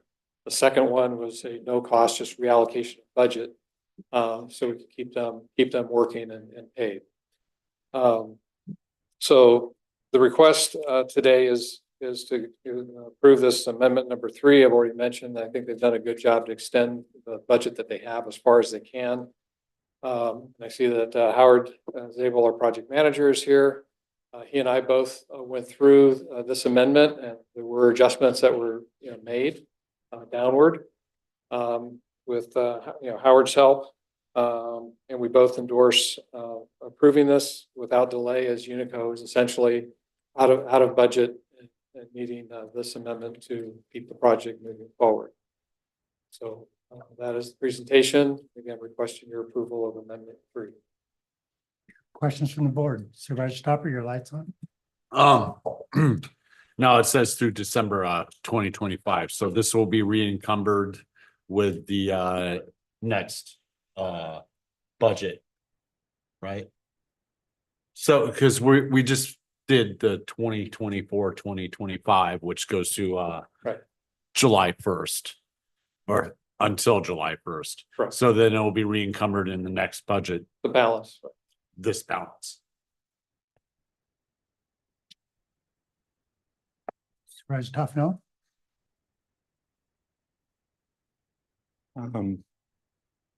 It says Unico is essentially out of budget to continue. So they're working past the end of their budget. They're at They- they're at the end of the budget right now, so they need So- this injection to move forward. So how much of this $997,000 is going to be immediately used to pay for what they haven't been able to invoice for? Not very much. They've had budget to get to this point. That was the point of the last reallocation amendment that we did. That just moved line items so we could, make payments so that they could continue working. So this amendment could be approved. And it says to the end of construction and project closeout.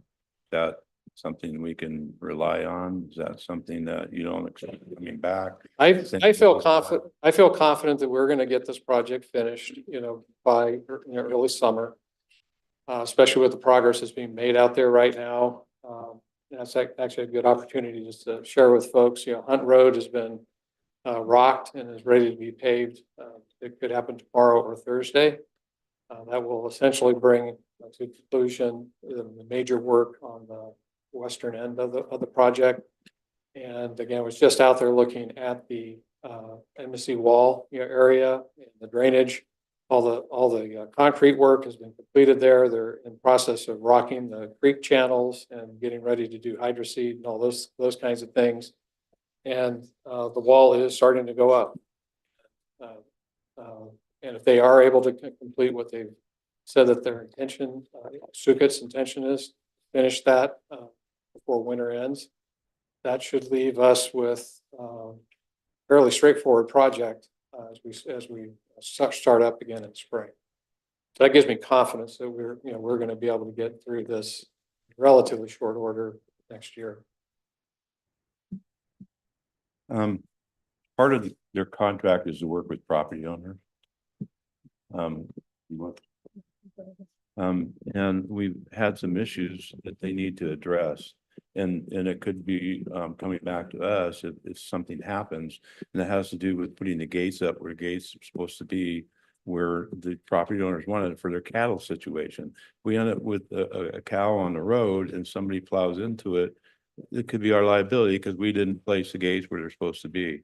And some other issues are going on. So if we're going to give this amendment to them, amendment 3 for this amount, we need to make sure that they understand that part of their job is to communicate continuously with the owners to make sure that we're all safe, their cattle are safe, everything is good.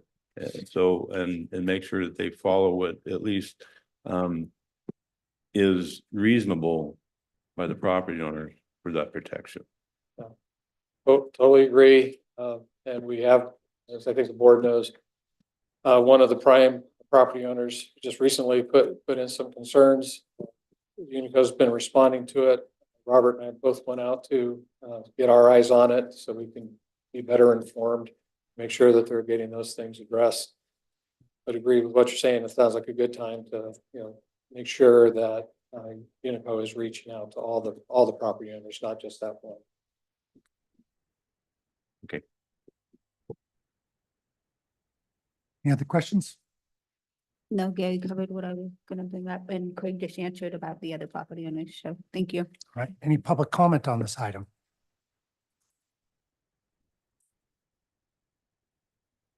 Mr. Tofinelli, the wagon train is the cow on. We have to stop for it. Pass. I'm very supportive of this item. very supportive of the work Mr. Pedro has done and Mr. Bellinger and Mr. Howard. I think that we're moving forward faster than we ever have. And to get this project over with, it's important that we allot as much money as they need. So with that, let's go forward.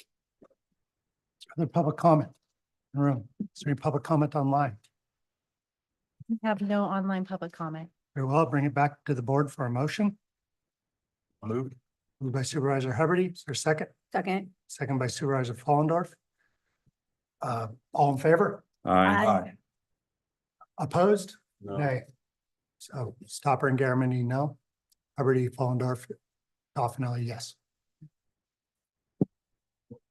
All right. Move on to item 27. Item 27, Agreement Public Works, authorize the board chair to execute Amendment 11 to Agreement 12001805 with Dogan Engineering, Inc., increasing the amounts by $364,005 for a maximum amount not to exceed $7,606,311. Right? Yeah, Mr. Chairman, members of the board. So this is our second team member we're addressing today, and the last one that needs an extension on their contract. So this is Dokken. They're our design engineers. That's their primary responsibility, but also as part of their contract, they also have a subcontract that used to be with ESA, now with Alta, and their responsibility is to have archaeologists on site as construction is ongoing on the project. You'll note this is Amendment 11 that we're considering here. The total is just over $364,000. I just wanted to make sure the public understood that about half of those amendments, those prior amendments, were no-cost amendments, just moving budgets around, trying to be efficient with the money they had or to extend the time on their contract. The other contract amendments have all been focused on additional monitoring, the archaeological related work, and that has totaled over $3.9 million. So you can see where the money's really been going since this project got going and the amendments that have been necessary. So we do support proceeding with Amendment 11. Again, it's $364,005. And it is specifically to cover construction monitoring and reporting through Dokken subcontractor Alta. Dokken does not have any more capacity to move money within their engineering budget to try to cover this cost. So this injection is needed in order to cover Alta's cost and keep the archaeologists moving. If they're not moving, then the project comes to a halt. Because we have to keep the monitoring services going on until we're done moving any dirt.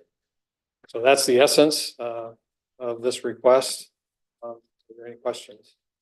Questions from the board? No. Very well. Public comment on this item.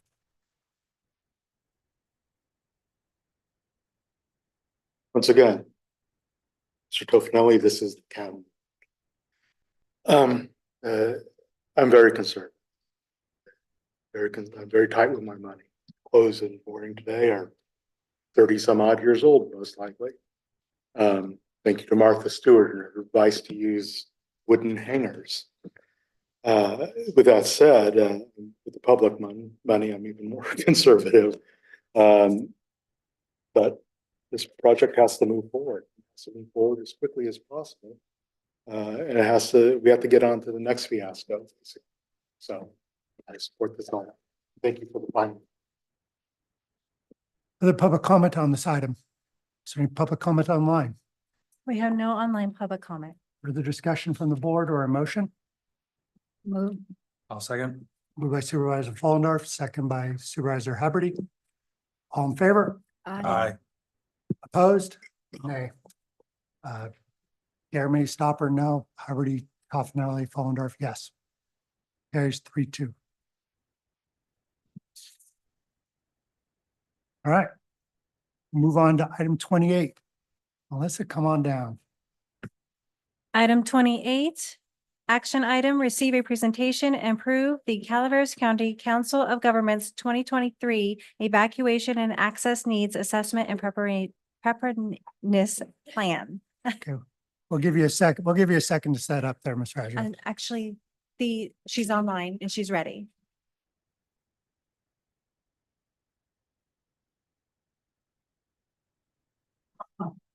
You're all gonna have them, okay. You're all. Peanut butter, we're talking. No throwing food in the chambers. Is my microphone on? All right, Are we ready? Melissa, you ready? Yes. All right, you got the ball. Oh, thank you, Chair Garamendi, Supervisors, Melissa Raggio, Calaveras Council of Governments. County and COG staff are here to present the Calaveras County Evacuation and Access Needs Assessment and Preparedness Plan. This plan was funded through a Caltrans Sustainable Transportation Grant. The grant totaled $195,000, and with COG's match contribution, the total project was $220,000. There was a selection committee that was comprised of city, county, COG, and Caltrans District 10 staff, and that committee selected Dewberry Engineering as the consultant on this project. The draft was completed in August of 2023. That plan was submitted to the county and the city for review. And at this time, I will hand it over to Rebecca Nealon with Dewberry Engineering for the presentation, and then we'll answer any questions the board may have. Thank you, Melissa. So as Melissa said, I'm Rebecca Nealon from Dewberry Engineering, and I'm here today to tell you about what the plan is and why the plan was created. So first, let me cover the Project Advisory Committee. We had a number of county representatives. We had all of the first responders we could get interested in the plan to participate. Caltrans, most of the roads are the kind of primary evacuation roads through the county. So Caltrans was a key team member. And not listed here, not part of the Project Advisory Committee, but the community. The community was very important in developing this plan. So the elements of plan, the what that the plan is, we needed to understand how do residents in Calaveras County move around when they need to evacuate. And then what facilities do they drive on or through or past that, could present hazards during evacuation events. So the findings of the plan, where there's limited documented evacuation planning, there's quite a lot of evacuation planning that's occurred, but the documentation of it is limited. Residents are using multiple sources for information when they need to evacuate. It's really surprising that a lot of residents are using social media platforms, which is not the way to get the firsthand information. And really, residents aren't very familiar with what to do when they need to evacuate. I do it myself. You kind of put it off, and someday I'll need to figure it out, but a lot of people don't have plans in place themselves. All right, so a couple of things that we accomplished with the plan. Calaveras County covers a large area, and not every area has the same needs during an evacuation event. So we created hazard planning zones to understand better how to communicate with certain areas, the things that they need to know during an evacuation event. We initiated a lot of community conversations about evacuation needs and planning for that. We quantified the risk levels of the different infrastructure and the different communities, and you'll see that here in a minute. We identified the priority roadways that people use to leave the county. When we started this, I knew the Caltrans facilities were going to be pretty much the primary roads, but I was very surprised to find a lot of kind of local roads that people know about and they use to exit the county. And then we provided recommendations for future improvements. So that was the what, and here's the why. Really, the purpose of this plan is there are a lot of programs to support evacuation improvements, infrastructure improvements, communications with the community. Those programs require this very specific plan to be in place to move forward. A lot of communities throughout California have plans with this exact sort of strange wording, this evacuation needs assessment, but it is a very important plan to have in place. It definitely helped us to prioritize areas, communities that can need additional help and infrastructure that needs to be improved. And this plan will also serve as a foundational element for different funding programs. There's funding programs that are specifically related to evacuation supports. And then any funding program that is out there will have a category where they want this item discussed. They want to know, have you done this? Do you know what your evacuation needs are? So the fact that this plan is in place, you can pull it off the shelf and answer those questions pretty easily. So it's really a funding support mechanism as well as an infrastructure prioritization mechanism. All right, so here's just a map of the county with a lot of the roads that were studied. There was more little roads that were found that people use, but these are the primary ones. You can see the Caltrans facilities are clearly, a lot of people use those to evacuate, but there are a lot of little roads, little local roads that, you know, kind of the locals know about, and they know and they use them to get out of the county. So here's that risk calculation that I had mentioned earlier.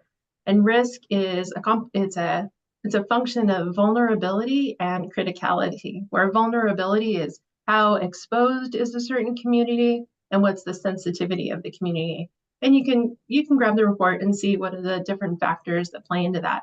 But all of this is used to assess the risk of infrastructure, risk of population groups. And that is sort of a desk exercise.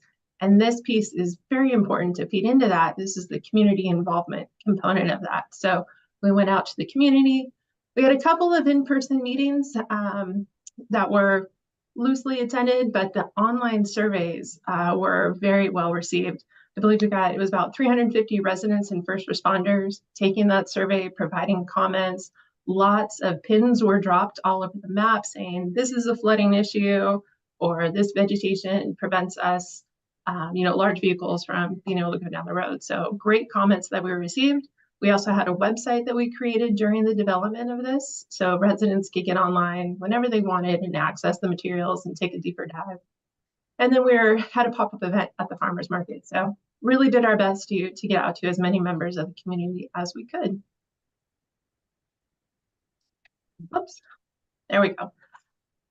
Okay, so taking that community input and that risk and vulnerability assessment, we were able to figure out what are the highest risk roads and bridges and communities, and all of that together created these maps. And so you could see where are the high risk communities. You can see Mountain Ranch, primarily because it doesn't have access to a Caltrans facility. They're a very high risk community. They also are high risk for a number of other factors. And you can see the high risk bridges and the high risk roads. So this is one panel out of the report. And as a grant writer, it's very frustrating to find a report like this, and then the project that you are trying to get support for or get funded isn't mentioned. So we made a point of trying to identify every single project we could possibly think of and get it into the report. And the purpose of that is, down the road, if you wanted to pursue funding for something, you could say it's in the report. Or if there's another kind of unrelated project occurring, you could pull this report and say, oh yes, on this piece of road, we need to replace these culverts. And so that could then be incorporated into the project. This particular screen that we're looking at, this is the defensible space clearing. The green diamonds, those are diamonds along Caltrans facilities. Caltrans has been mandated with doing that defensible space clearing, and they've already started quite a bit of it. The yellow is defensible space clearing that the county would be responsible for. So this is just one example. The report has these maps for, let's see, defensible space, flooding prevention projects, where are all the culverts and bridges that need to be fixed. And then if there's been a major wildfire in recent memory, those slopes are then susceptible to mudslides and landslides. So those are all identified in the report. So really did a very rigorous job of trying to get every possible project into this report. So then after that, after all these projects are identified and all this work was done, one of our tasks was to come up, what are the 6 kind of priority projects that would have the largest impact on the county. And we develop these fact sheets and then develop those projects a little bit more than the others. This first slide is an example of one of those fact sheets. You can see this is a fact sheet for a wagon trail, which you're all familiar with. But the fact sheets all have an explanation of what the scope of this project would be, what are the benefits, what's the schedule for the project, where is it at in the development, and here's a graphic. So it tells you a lot about the project and why this is such an important project. The image on the left-hand side of the screen with the volume arrows, those are, we wanted to know residents that are in residents, so not tourists, but residents that live in Calaveras that are leaving Calaveras going on a long trip. What are the roads that they're taking? And Highway 4 popped up as being one of the priority roads, and Highway 12 was the other priority road. So it's important to know which routes are being used dominantly. So the 6 projects are all listed here. As you know, Wagon Trail. I'll say probably the other one, these are in not necessarily a particular order. The actual evacuation planning is one of the next big priorities. Now that we've identified where the shortfalls are and where the risky areas are, now developing that evacuation plan. And that plan will be, it's got 2 major components. The first is a big traffic analysis running all kinds of scenarios. You know, we know how many people live up Highway 4. How long will it take them all to evacuate? And then understanding what are some of the modifications that can happen to that roadway temporarily to help those people get down the Highway 4 corridor. So next steps, now that you know what the plan is and what its purpose is we're requesting the board to approve this plan as final, so that now the Public Works, the COG can all go out and start pursuing funding for the projects that were identified in the plan. And then ultimately, and always the goal of all plans, is to implement these projects. All right, and with that, I will open up to questions. Questions from the board? Ben, you want to start? Yeah, just one simple one, and I may have missed it somewhere. You put Mountain Ranch as pretty much the highest risk area within the county, which I would concur with. But one of the factors you cited to was the access to Caltrans facility. It raises the risk factor. How has that raised the risk factor? But my experience with let's just say a wildfire, the Caltrans facility has no bearing on the situation. It's response of first responders, OES, and everyone else. It's a Caltrans facility could be 50 miles away as long as they're doing their job on a day-to-day basis. So how's that have a factor on the risk? How's that factor into the risk? Well, the Caltrans facilities are generally pretty well maintained. They can handle 2 lanes of traffic. Some of these other roads in the Mountain Ranch area are very narrow and maybe can't handle quite the same volume of traffic. So we can get a larger volume of traffic out on these Caltrans facilities. So if a resident lived close to a Caltrans facility. No, I understand. I apologize. I assume a facility would be a premises where they, like a yard. And in this scenario, you're talking about the physical road. Yeah. Okay, very good. That's where I was lost. Supervisor Fallendorf? I just want to say thank you for staff to finally bring this in front of the board. I think I've been asking for this for, I don't know, for as long as I've been on the board. Gary and I have been waiting for this to get in front of us, especially with the COG matching the county's request for the funding. And it's nice to finally see this so we can check a box of actual completed projects going forward. And thank you as the COG chair. I think this plan is a foundation for us to go after grant funding for the city and county. I think the biggest project, as you saw, is Wagon Trail, and resiliency is a #1 priority for the state of California. So they want to make sure their infrastructure is being tracked and maintained. Sorry, man, you done? Thank you, Chair. I don't really have a question, but I did want to raise just some concerns that we actually spoke about at our last meeting with Chair Garamendi and CEO Hitchcock. I went to a boarding school and we were made to do practice fire alarms all the time, and we hated it. We hated it so much. And one morning at 5:30, it went off, and I was a prefect and I had to get the students that were in my dormitory out. We were out of that building in 2.5 minutes, and there was nothing left in 5 minutes. I can't stress the importance of practice, and I understand that we can't do practice drills, but I would love to also see how we could actually talk to, I know children in schools are taken care of, but children's at home. Do parents know their favorite toys or what the child's list of what to take for an evacuation? Are there the pet carriers ready to go? I just don't think people, we're just about to do our 3rd town hall this weekend up in Arnold.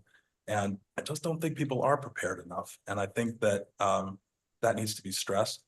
I also, there are nuances. I mean, my district, Upper Highway 4 corridor, we swell 15 to 20,000 people on a big weekend. A lot of those are second homeowners, but a lot of them are visitors and they don't know what's going on. This is where we're talking to Peter about, you know, making sure that that emergency equipment or information is inside each one of those places. But also I want to make sure that we evacuate our visitors on a warning, that we don't wait to get them out.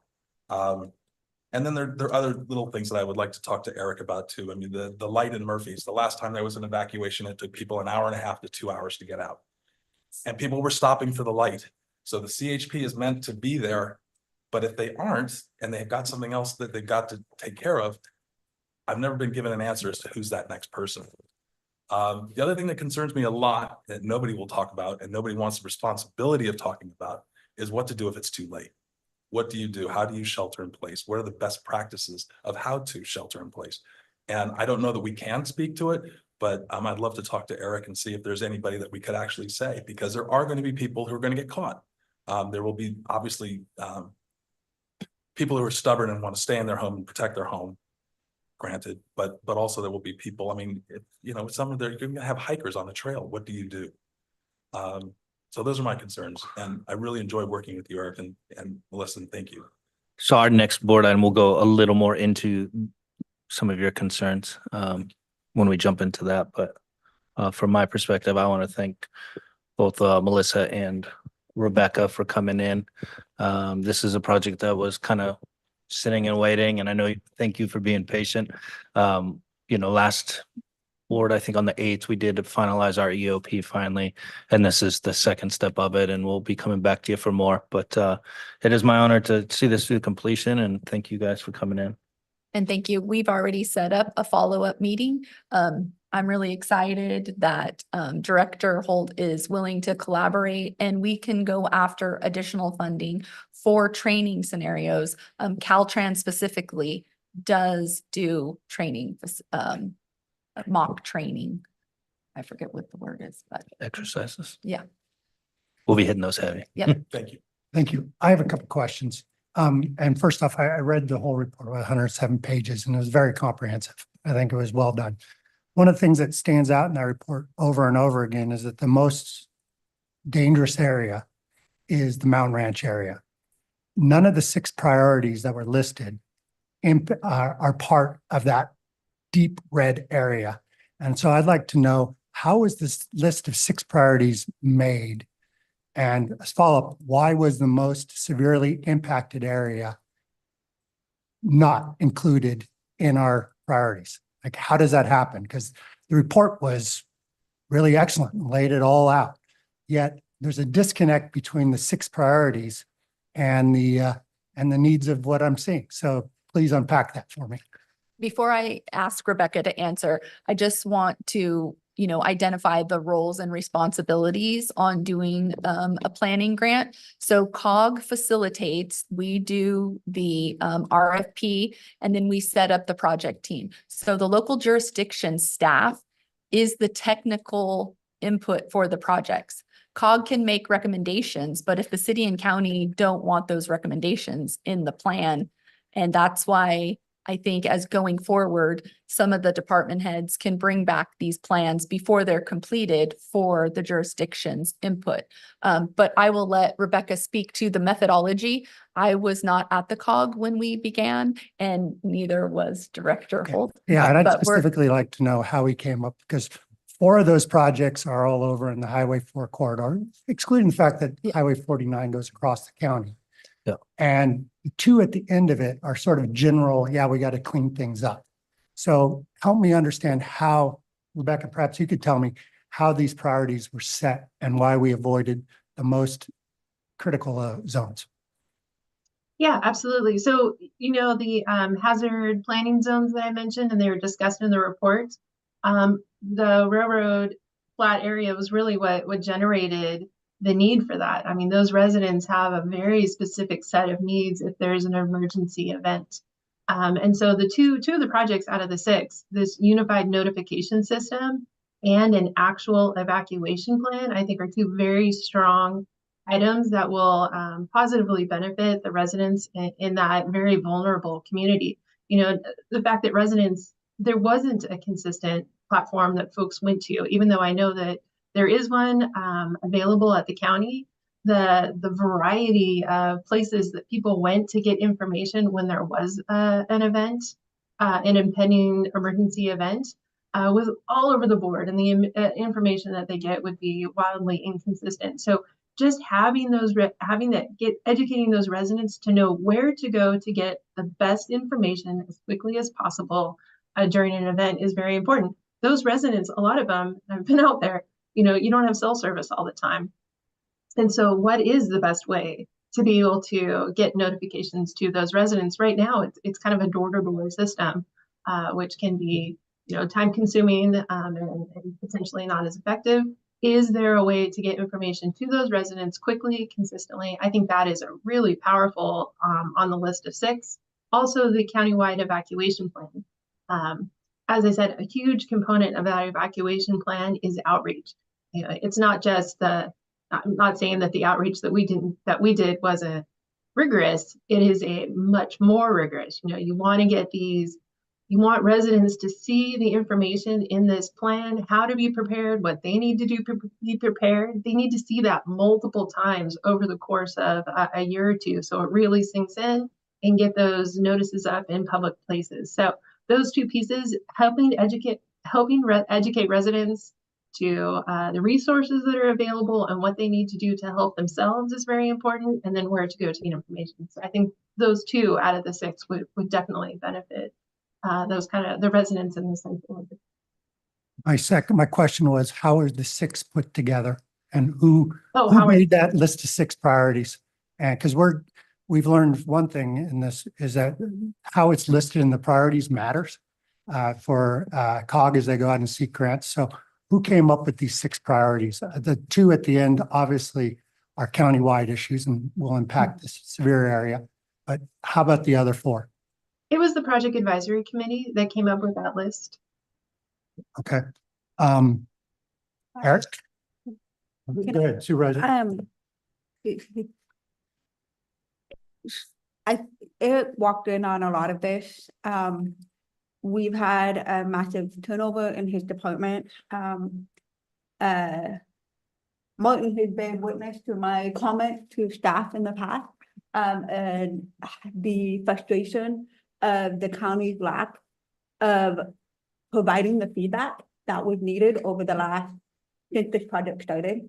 And since that time, Eric has tried to play catch up to get that feedback. But since this is a working plan, I think the next goal is to get this approved for him to be able to work out that. But the biggest issue is, and I think staff really needs to participate and take these things seriously. We have asked, we as a board continue to ask for these projects to get done. The lack of the technical expertise from the advisory group that are appointed to do these feedback from the plan are not committed, and they're not bringing it back to us to get that feedback. And then so much time ends up lagging that now we're here at a moment where we need to get this done so we can move on to the next step, which is then on the next agenda item. So staff, the current staff that we have in front of us can implement what is in here. But I think it goes back and to, you know, maybe we need to have a discussion with our CEO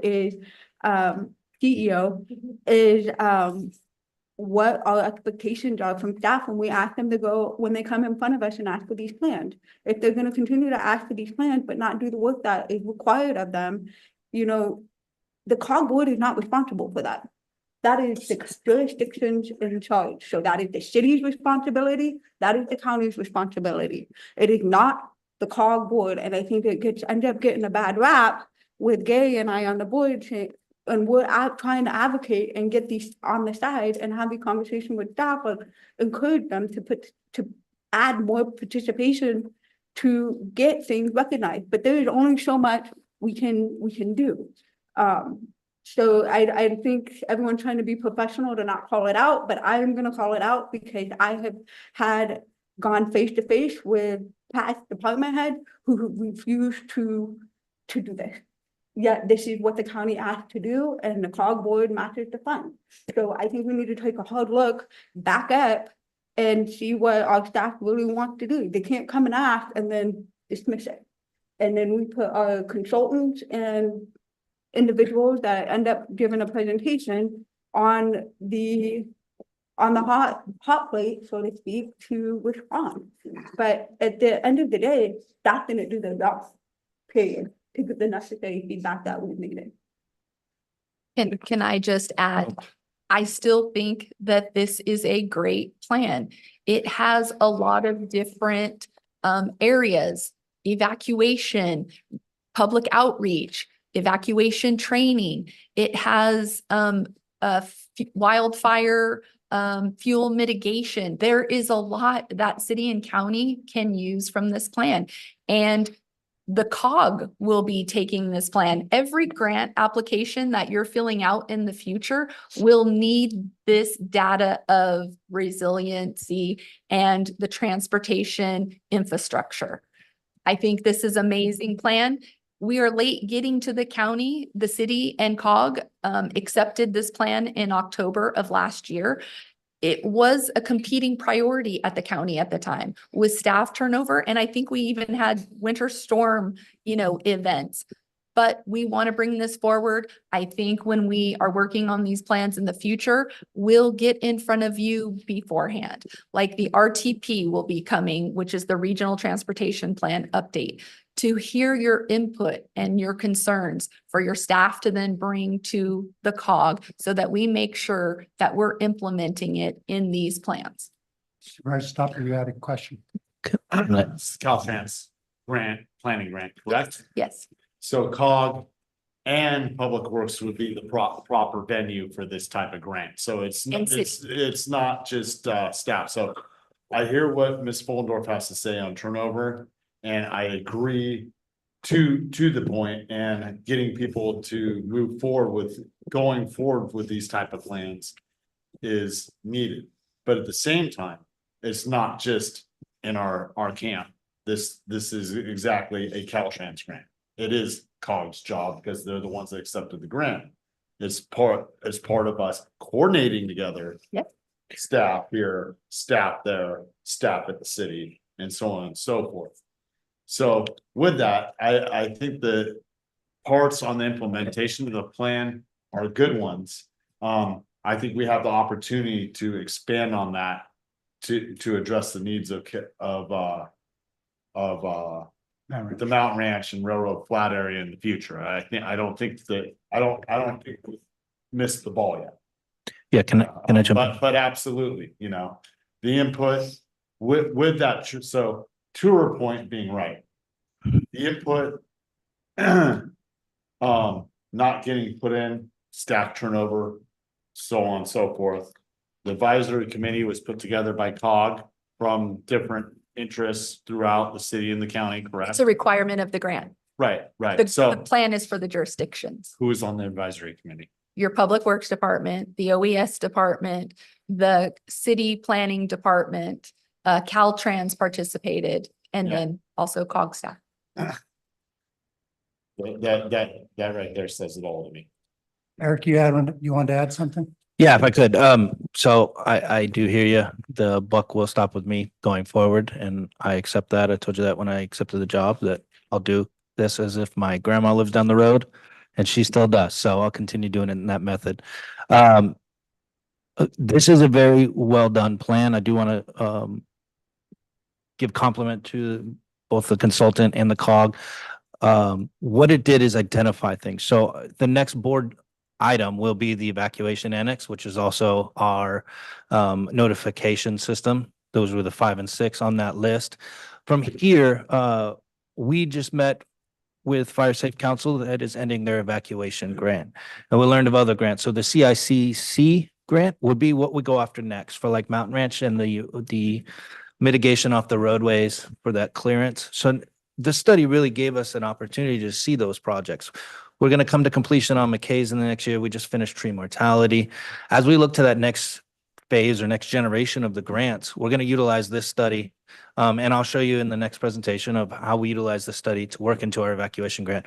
So going forward, I do think there's a bright future. And again, your concerns will be addressed at the buck stops with me, and it won't go any further than professionalism, and we'll go forward in that light. Thank you. I agree with you that this is a very good planning document. I have problems with the 6 priorities.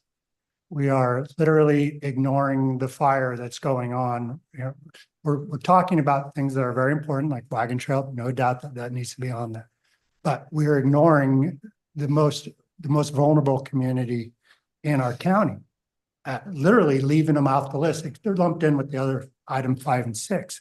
But I have no problem with the way the report was written. I have a problem with the priorities that are listed. And I also know that it's probably not going to come back to this board anytime soon to reorganize those priorities. So I support the report, but I will not be voting for this because I do not support the 6 priorities as they're listed. I believe it's ignoring the elephant that's sitting in the middle of the room by not listing those areas. So If I could, Chair. appreciate the work. I cannot support this without that written in priorities. So I do want to just reemphasize it is a study so that we can develop plans. So our priorities will be. But the 6th list is what COG is going to be and the county will be writing grants to support. That's why we're coming up with a priority list. There's no other reason to do it, is there? Well, our priorities will be different. So, theirs is a structural plan of roads and thoroughfares. Ours is fire safety, fire mitigation, public safety. And so we're going to use it as the study, and I'll show you how we use that in our evacuation plan. But going forward, it's the study we can use in our grant applications for Mountain Ranch, right? And those But it's roadways. not listed, and it matters if it's named. I got you. I understand that. That's the Caltrans facility. I may I back you up on this, Mr. Jeremy? The Caltrans facilities and raising the danger. At this point, you labeled Highway 12 and Highway 4, wagon trail and those, the 2 areas, that that the representatives on COG and everything generally are in their districts and areas. That said, why wasn't Mountain Ranch Road labeled to straighten out?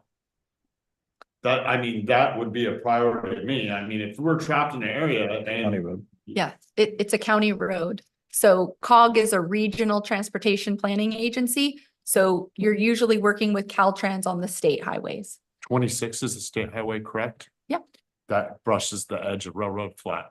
Okay.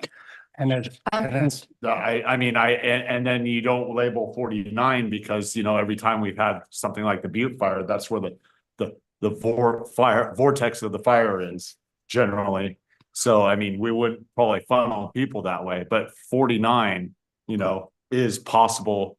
Depending on where the fire started, let's say in Mountain Ranch and work back towards McCollum Hill might be the most prudent exit at that time. Would it be the pleasure of the board that we bring this back with the different priorities next board meeting? That'd be a board action. Um, That would be a decision by us as a total, right? So we could ask to have this brought back, priorities added in, or we could call the vote. No, I would. I would ask a question of Melissa before we go down that route. Last year, the city already approved it. Yes. And, It's not called approved. You're just accepting it. It Yeah, was- that said, they accepted it with these priorities. So if we changed our priorities, would that conflict with the cities? No, you can do an addendum to the plan. Okay. The county can add and work through their staff, And make an amendment? yes, it's a living document. We just had to Right. meet the compliance. Absolutely. And I had to turn it into Caltrans because it Right. had a time limit. So Right. the county can use this plan however they Right. want. They don't need COG. Once Right. you guys add whatever projects or priorities you want, submit them to COG and I will submit them to Caltrans Yeah. as an amendment. I appreciate that, but I mean, look at the general plan amendments. We always say we'll go back and fix things. It doesn't always happen. But So. Please. How soon can you bring another plan before us for approval? Next weeks. meeting? I don't think it would be another plan. I know, it's just a change on the priorities, such as if we Well, get. it'll be an addendum, like the Right. county I can add to the plan that the county has identified these as their priority and Also. addendize it. Yeah, Right. But you're not, but that would still have I would like to see it listed in the 6, make it 7, make it 8. That's I don't what she's care. saying. it's, That's what So- she's saying. And- Melissa and I have a scheduled meeting next Friday. We could spend some time to get this amendment compiled with the priorities that I have from our office and maybe even include Public Works and bring it back. And if that's what you choose, or accept it as is, and we'll show you the other plan. Whatever you guys choose to do, we'll Let do. me take some public comment and then we'll come back and we'll discuss what we want to do. Yes, Gary, go ahead. I had a couple comments. Melissa brought it up. This is a living document and it's not the size of the general plan. In fact, it's a lot smaller. So, and we can amend this, which is being talked about right now. We can add 7, 8, 9, whatever, to cover some of the areas that you're talking about. But the one thing I wanted to bring up is this item number 2, which is Highway 12 from this intersection here at 49 all the way to the intersection at Angels. You need to keep in mind, and you may need to have some conversations with Caltrans, because that's going to be a major evacuation route coming down. You're going to have construction on Highway 4, which is we have going on right now. And then there's a big shop project right here in town that they're going to take out all the asphalt, grade it down and widen it. So that's a large project. It's supposed to go about 2 years. So you're going to have both those evacuation routes, and you're going to try and focus people into the main one here on 49 because it's wider and doesn't have the dangerous curves that are still in phase 2 on Wagon Trail. You may want to collate with them because we have a major catastrophe. That could be a problem with construction on both exit highways getting out of here. So you can collate with them if something happens. thank you Supervisor Tovenel. Thank you. Even though these items have been listed as priorities at this time, none of those priorities have been initiated in a project initiation document. Well, Wagon Trail. Yeah, funding for the construction phase of the eastern segment. Right, we're Okay. doing these things. Supervisor Fallenberg, you had a question? No, I I'm have talking another about the co- construction projects. I'm just perplexed with I'm getting the nitpicks of where the focus is, and I get it. But not too long ago, we had Public Works in front of us with the CIP acting and recommending a roundabout to get traffic off right here in this area in San Andreas. We as a board said, no, that could have been on here. we had another project over in, I can't, with the district change, I want to say Gary's district, but it could be now yours. The Board of Supervisors said no. So when we're doing the CIP within our own here with Public Works, if we're voting no, those recommendations are not gonna go through the advisory and get on this list for some of these projects. I mean, we're trying to make a connection of transportation around here, but we don't say yes to our own staff members to then put on some of these things as well. There's connection to it as well. And so how do we, I'm just confused as how we even talk about some of these roadways when we continuously say no to our own staff to even try and get a recommendation in these projects at the advisory level. I don't know, it just. Apples and oranges from my perspective, but I have a reason to, I have an answer to what you're saying, because I understand what you're saying. But at the same time, we've had priorities in other areas that are dangerous. And we didn't say no to the project by any means. We said we prioritize something, let's say, down off of Garner and Olive Orchard on 26. That is another issue. Let's say if there's a grass fire over there by Olive Orchard Estates and people are going out and the intersection gets piled up. But hey, you know, and also another reason that roundabout was brought up is access for possible businesses up the road. It wasn't just the intersection right there and providing access for Mountain Ranch onto Highway 49. Other people want to build buildings up the road and they want to address that with that issue also. That was part of the reason.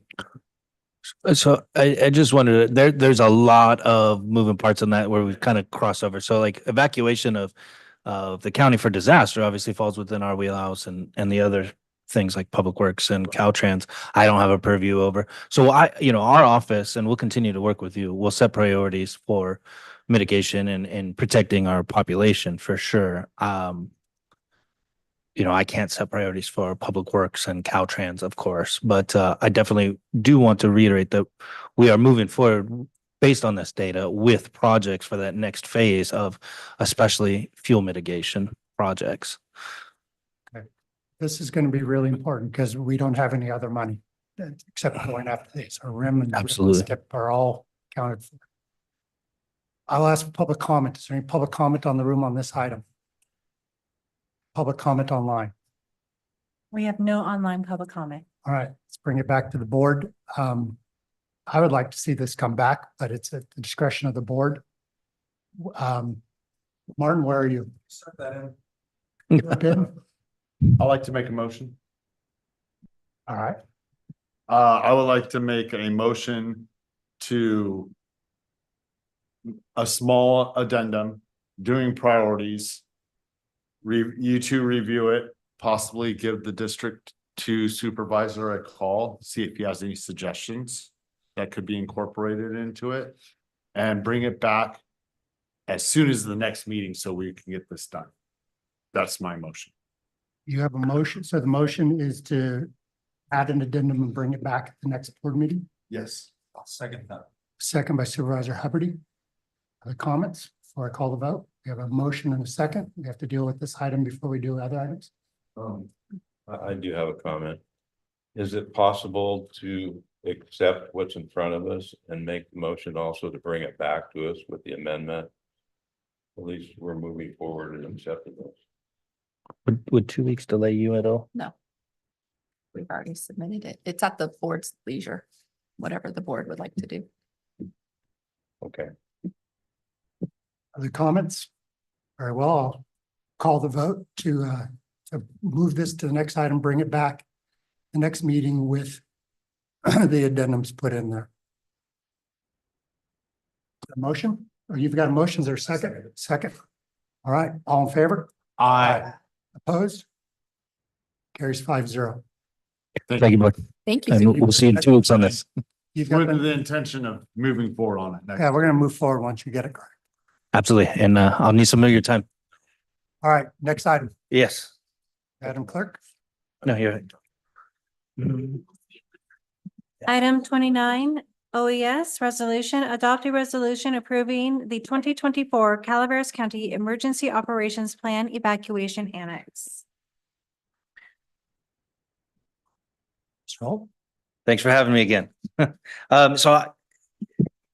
Okay, as to not kind of kill us by PowerPoint this morning, I just want to talk about our annex, what we've done, how we utilize the COG study. And I'll do that carefully, obviously, with coming back. So I started May, we were finishing up our EOP, which was paid for through the Fire Safe Council Evacuation Program grant. We will be closing that grant out December 31st. We did just have our kind of final meeting, and two of you were able to attend. I think it's been hugely successful in that we got a lot accomplished. From the presentation that you were just given, I'll say what we pulled out of that is obviously the priorities 5 and 6, a county evacuation annex and a common evacuation messaging and all that.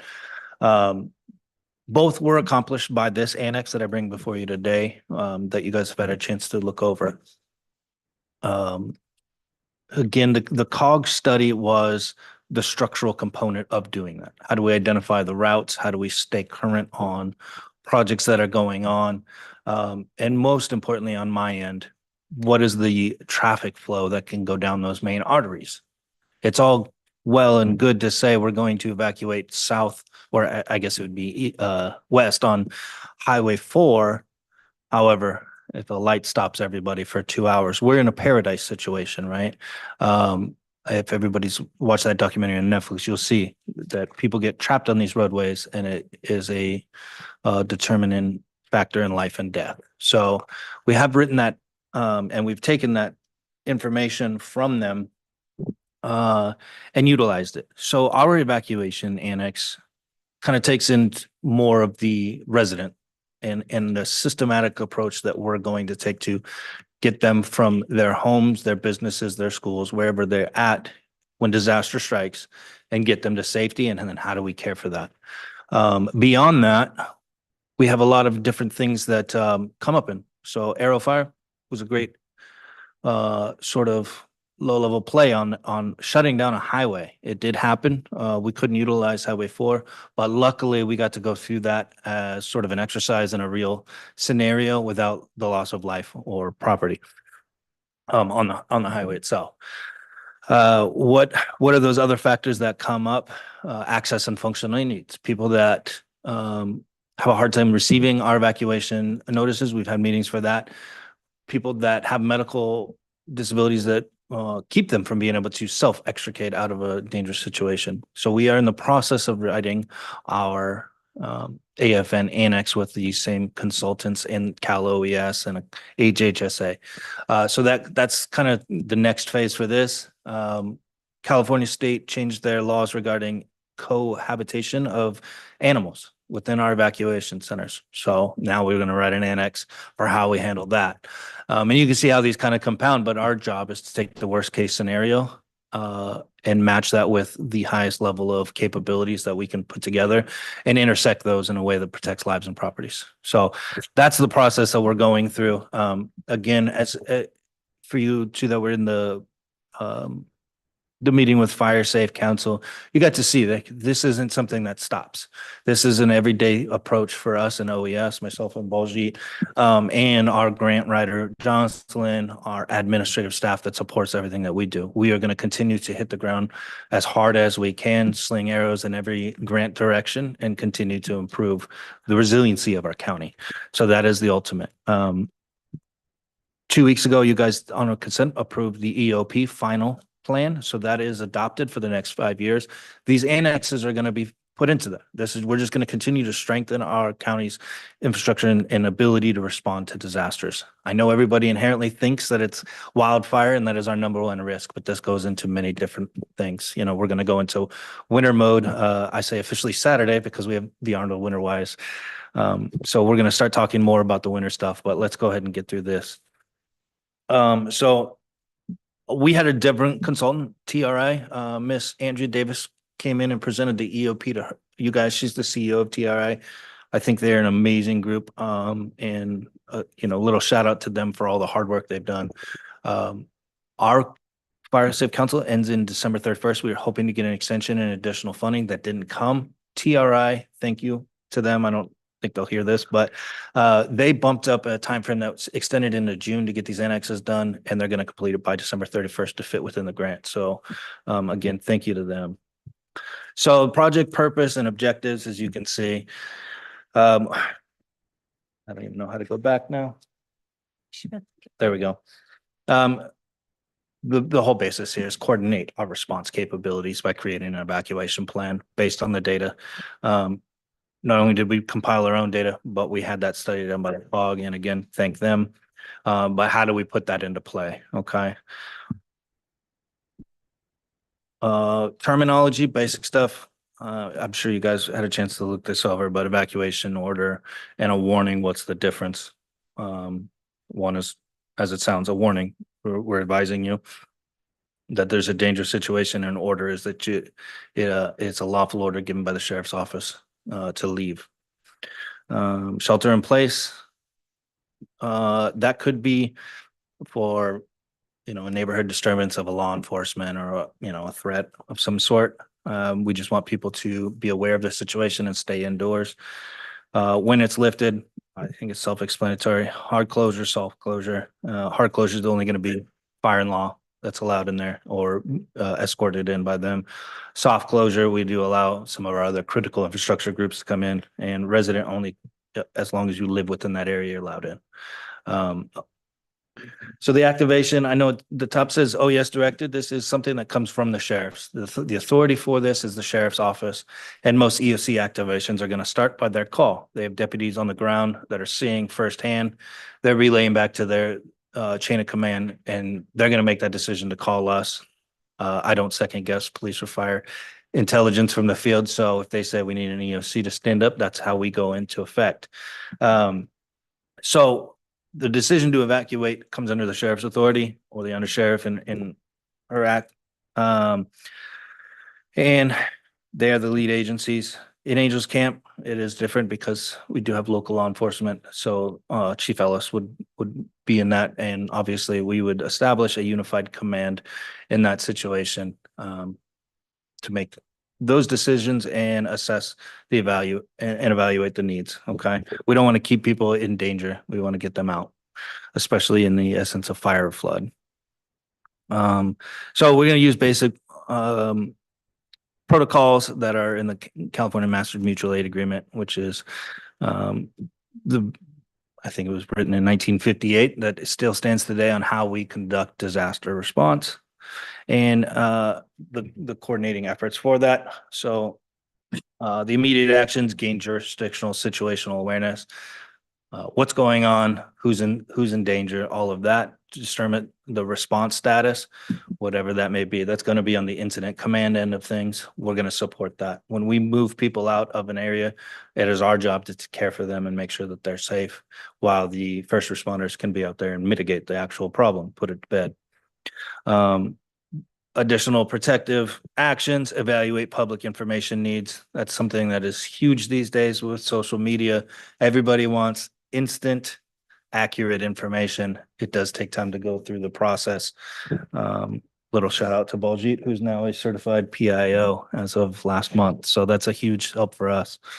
Determine next steps to coordinate and implement protective actions, and basically a time frame on how long that'll go. Just to speed this up a little for you guys, coordination, situational awareness, what happened, where and when, what jurisdictions, and where they're going to move these people, where they're going to be sheltered and evacuated to, and what is the latest information and intelligence about threats to the jurisdiction, wherever that may be. Roles and responsibilities. When it comes to evacuation, it's going to be the sheriff's office authority, and we're going to operate under that to support it as OES. Everybody else does have some, HHSAs and American Red Cross are going to be responsible for evacuation sites and caring for the people that we evacuate through the entire event. And then at the end, building department and environmental are going to come in and make sure before we allow reoccupancy, that it's safe. They're gonna come in and do site assessments and environmental test water and all that stuff. So like we saw in the Arrow fire, as we progressed out of the fire operations, there was a lag. And how do we get people back in their home? Well, we don't want to soft re-enter, right? We want to make sure that it's safe for everybody. And when we give that order, it's safe. It's not going to become an event again. So all of this goes into that and defines those roles and responsibilities. Response status, again, this is going to be on the incident command side, but what initial protective actions? I did want to stop here.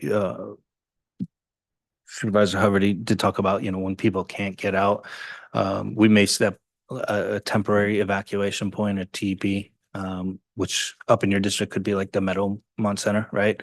A large concrete area where there's not direct fuels. It is not the greatest option, of course. It is a last stand. If you watch the documentary again from the Paradise fire, the campfire, but in Paradise, a lot of the residents there had to take refuge in the grocery store parking lot. And how do we keep them safe? How do we, there's going to be medical situations in there. So how do we get a first responder there with them that's an EMT or paramedic, right? So we do have that language written into here. It is something that we are going to avoid at all costs. But if, you have to make that last stand, how do we also support that and make sure that we can save lives within that? Sometimes it's, you're faced with these challenging situations, but we do prepare for that. Again, we take what's the worst case scenario, and then how do we, make the best option there and the best playbook. And this is our playbook. So public notifications, there was a heavy emphasis put on this through the grant. So the grant paid for Genesis Protect and Everbridge. Those are our notification systems. And then the federal government has the WIA, which also runs through Calaveras Alert. You all remember the WIA from the Maria fire when you guys were in this meeting and we were in the EOC and everybody's phones went off. Those are a great system because we can pick a spot on a map and blow that size up or shrink it down to hit a geographical area. And sometimes it goes farther than that, as we found out. So we didn't target this area for the WIA, but you guys all received it. I don't think there's any question on its effectiveness because you couldn't miss it, right? You guys had to pause it. And then what are we going to use beyond that? Well, everything that we have to. That's the real answer. Whether that's door to door, whether that's, a PA system, social media, television, radio, we will do everything that we can to get that message out. Is it possible that people miss getting notified and they don't know there's a huge fire in their backyard? Of course, but we are going to give it every opportunity to reach every resident that we have. So a lot of energy was put into these emergency notification systems, which again, referring back to the last presentation, was one of the priorities that they set. What are we working on in the future? Well, if you look at the bottom right, one of our misses, and I don't mind talking about it in the Arrow fire, was that a deaf and hard of hearing community member was not notified. That's a big gap for us to fill, because what did I just say? We're not going to rest until everybody's notified. And so when that's identified, now we go back to the drawing board. And so in our AFN annex, we are working through that particular, but also many others, right? We did have some oxygen dependent or people with health conditions that, they couldn't evacuate on their own. So how do we build a resilient program to put the caretakers into an evacuation zone to remove these folks and get them evacuated to safety? And then how do we care for them going forward in the evacuation sites? So some of the things we've had to do is buy the extra large cots for larger individuals that need beyond the 400-pound, I think was the capacity of the smaller, right? We want to make sure that every resident with every possibility is taken care of if we can, right? You see the other thing, multiple languages, 508 compliance. That's how we our font and text and everything on our notifications through PIO. So a lot was put into that. Evacuation routes, again, going back to the COG, you saw that first map where it done all of our main arteries and our secondary and our third order of you may have a dirt road going down your ranch that cuts through that we may want to use someday, right? If the highway's going down. But our main thoroughfares, what was our cars per minute we can put in either direction, whether that's east or west on Highway 4 or 12 and 26. We got to know that data. We've got to have a calculated number there that says, if I evacuate 15,000 people on a Saturday, does the road handle that? Even if we, if it's multi-direction or we can actually reverse traffic through some partners, CHP and Caltrans, and say there is no east traffic on Highway 4. It is all single direction. But we've got to have these conversations. We've got to have these plans, and that was accomplished through this. Right as I talk about it, there it is. So these are the evacuation routes. One thing I do want to get in the habit of doing in our EOCs and our evacuations is defining in that message what route we want residents to take. And I'll show you through our Genesis Protect, which is on the next slide, I think. So this is Genesis Protect. As you can see on the right side, CCU 109 is centered right there. We can split that if we need to, but those are our evacuation zones. So when we utilize our messaging, which was one of the priorities, we're going to click that zone. Captain Ballard up in the EOC is amazing at doing it. He just talked to Forest Meadows. They came in and did an EOC tour, and he was showing them. But he's going to click that zone, put in what kind of message it is, whether it's a warning, whether it's an evacuation order, and that's going to go out to everybody that is in that zone.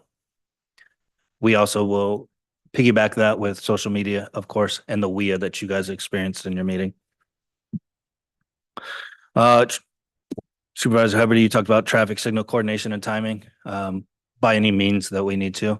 Our deputies have guns and can shoot out lights if we have to. But I do know that was something in the past, and I may joke about shooting the lights out, but we're going to make sure that we put somebody there with the authority to just get people out. Moving people is our biggest priority. When we talk about phased evacuations, we discussed the ordinance for STRs, right? When we put in a warning, if you live in that area and you're a full-time resident, a warning means, start to collect your stuff, get ready. And we would like to write in the ordinance that our transient occupancy folks evacuate immediately on that, because that helps us with the phased thing. It helps us with our numbers. It helps us manage the flow. If we get that group out first, then we know the residents. We know a pretty good estimate of what our full-time residence is. The fluctuation on the weekend on the transient occupancy can vary quite tremendously. And so that's why we want to have those sort of things in there. Designated markings, signage, of course, lights, flaggers, actual people with vests on that are guiding traffic, monitoring it. High-low siren, we've discussed. I don't think we're going to utilize that option because it doesn't give the information of where somebody's going to go. And that creates a dangerous situation. So we've kind of, although that was in there, it was for the discussion piece of it, and we've gone away from it. Barriers and contraflow being, again, taking Highway 4, 12, or 26 from 2 lanes in opposite directions to outflow only, get out of the area, and we can do that through coordination. I talked about the temporary evacuation points, again, that last stand, based on whoever the IC in the field is going to be, whether they, the fire chiefs are going to set a benchmark. This is, if it gets to this point at this time or before this time, then they're going to make that next decision matrix. Some of that may be, we're going to evacuate as hard as we can, as fast as we can until it gets to this benchmark. And then we're going to have a last stand Alamo situation in a parking lot or something like that. And then how do we get personnel there? Emergency shelters, I think we're all very experienced in that. We've opened up quite a few of them this summer, but it's something that our ESF functions take extremely seriously. It is detrimental and not in the norm for people to evacuate into their comfortable home or from their comfortable homes to a cot in a gym. So we want to do as much as we can to take care of them. How, again, communications, Calaveras Alert, social media. Let me just say anything possible to communicate, we're going to do. And we're going to do that coordinated effort. Mutual aid, this is just NIMS. in SEMS. This is how we respond, and we keep that coordination. Everybody's pretty aware of that, and I know you guys are, so I'll kind of just breeze past that. Again, in closing comments, I do want to reiterate that we are taking this, we are building not only the plan, the playbook here with our other annexes that are being written, and I'll bring those back to you, but I'll probably do that in a batch, so I don't take up your time with these one-offs. But the great thing about this and the collaborative work with the COG on this, that I kind of picked up, I'm the second string quarterback on this, so to speak. But we want to continue that playbook. We want to find these projects that are going to make a more resilient community. And my promise to you guys is we will focus on that D2 area that is obviously identified. There's a reason it's identified. Let's get it off the list, right? So I'll come back to you with hopefully some grants in the near future that'll identify mitigation that was identified in the study. They all work together. So thank you for your time. Please let me know if you have any questions. Supervisor Stopper? Everything you said, excellent tools to be used. We get into another Butte fire situation. You can send all that stuff out, hit social media, hit every darn thing in your playbook that's on there. Mhm. You aren't going to get a hold of people. Power loss, cell phone isolation, dead zones with everything working fully. People are going to miss it. Beyond having a plane fly around through the smoke with a banner saying, "Get the heck out." What else do we do? I mean, our former sheriff, Mr. DeBasilio, brought forward a pager idea, The FM alert. because of this situation, but those won't always work either. Right. It's a service issue, right? Although those tend to carry a signal farther, McCalmy Hill, growing up, the old fire station, had a World War II air raid siren on it. Mm-hmm. We all knew when they were getting called out for miles. I don't know what the solve is, but we need to have something in place, because these are great tools you're using. They're far ahead of what they used to be, and we will get a hold of more people, but the situation is larger than the tools we have at our disposal right now, and they always have. Like, we're farther along than we used to be. It's just if we can be innovative. I mean, I put it, it wouldn't take many of those air raid sirens. And if you trained everyone in Calaveras County, that meant there's an emergency and you need to get to a spot where you find out what's going on, or get to your, evacuation plan immediately. I mean, that's the only thing I can think of. Yeah, we, if you watch ants marching a line, that's what we want. We don't want to scare the nest where they scatter and attack. And that's kind of our thing there. Since this evacuation, or since I got here, our whole methodology is education. We've started the Genesis Protect, Know Your Zone. We've done the Calaveras Alert Everbridge stuff. We're going to continue to hit that as hard as we can. Saturday, we're going up to Winterwise. We're going to every town hall that we can. It does take an active participation by the community as well, of course, right? We can be 100% successful in reaching everybody, and 20% will evacuate. People will die. That's just the nature of the game. We know where we live, and we know the community. And so we are going to educate, but it does take a conscious choice by our residents to two things: become aware, and two, to heed those warnings. And we'll continue that. I agree 100%. And just to say, before the word was out on Butte Fire, I could see the smoke from Valley Springs. So, I knew there was a fire. They happen quick, yeah. I thank you. I just wanted to say also, I mean, we are an outdoor community, and this is where the boxes that you were talking about, that Sheriff Rick was trying to put forward. A lot of times people are out enjoying our areas and won't have cell service, and do they go back to their rental unit before they leave? I mean, I think we will catch a lot of people that won't actually be getting the information, I guess is what I'm saying, to Ben's point. Yeah, there's a technology gap. I mean, everything predominantly relies on cell phones. I do know the Wii utilizes, even if you know that icon on an iPhone, it just shows satellite, but you can't make a call. I think it's GMPRS or something. It'll operate on that, so it'll receive.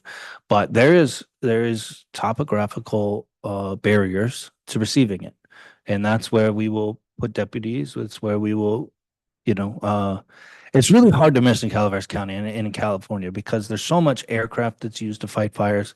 It gets people's eyes up, and when you get your eyes up, you see smoke. Two and two together there.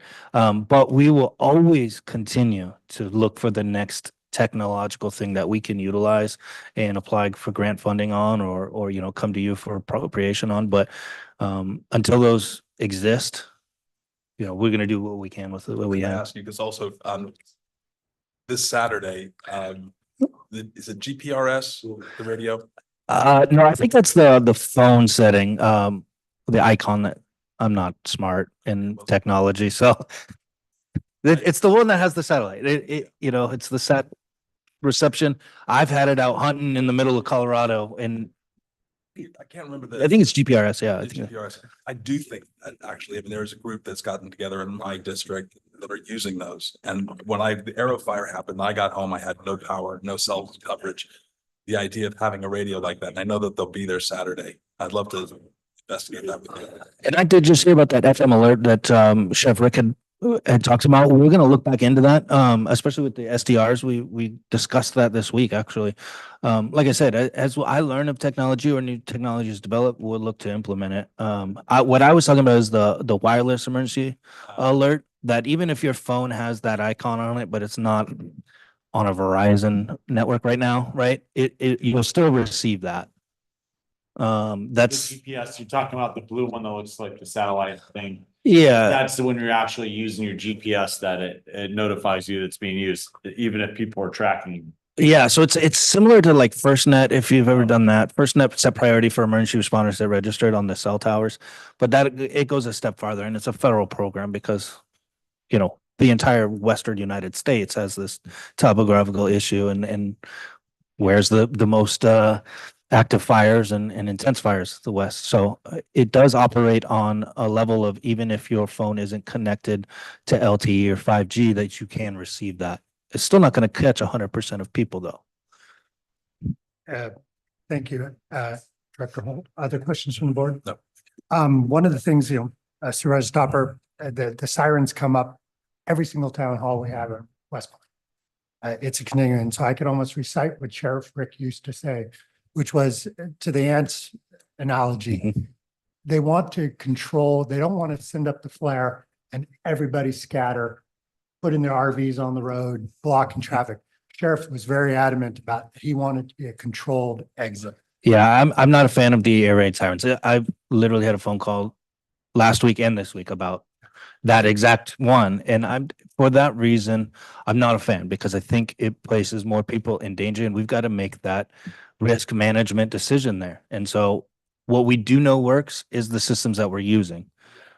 One of the things I wanted to suggest was, since our meeting with the Fire Safe Council and Supervisor Hubbard, struck a note. When we have the fire, I know that up in District 2, we've got the fire districts have maps with everybody's location on it, because we found out during the Butte fire that internet wasn't working. And somebody, mutual aid, comes up from Orange County, they don't know where they're going. Right. Because they don't have a GPS, but the maps were very helpful. I was wondering, all of us as county employees are disaster emergency workers. So you could press us into service. You got it. We have public works guys and gals are very busy during a disaster.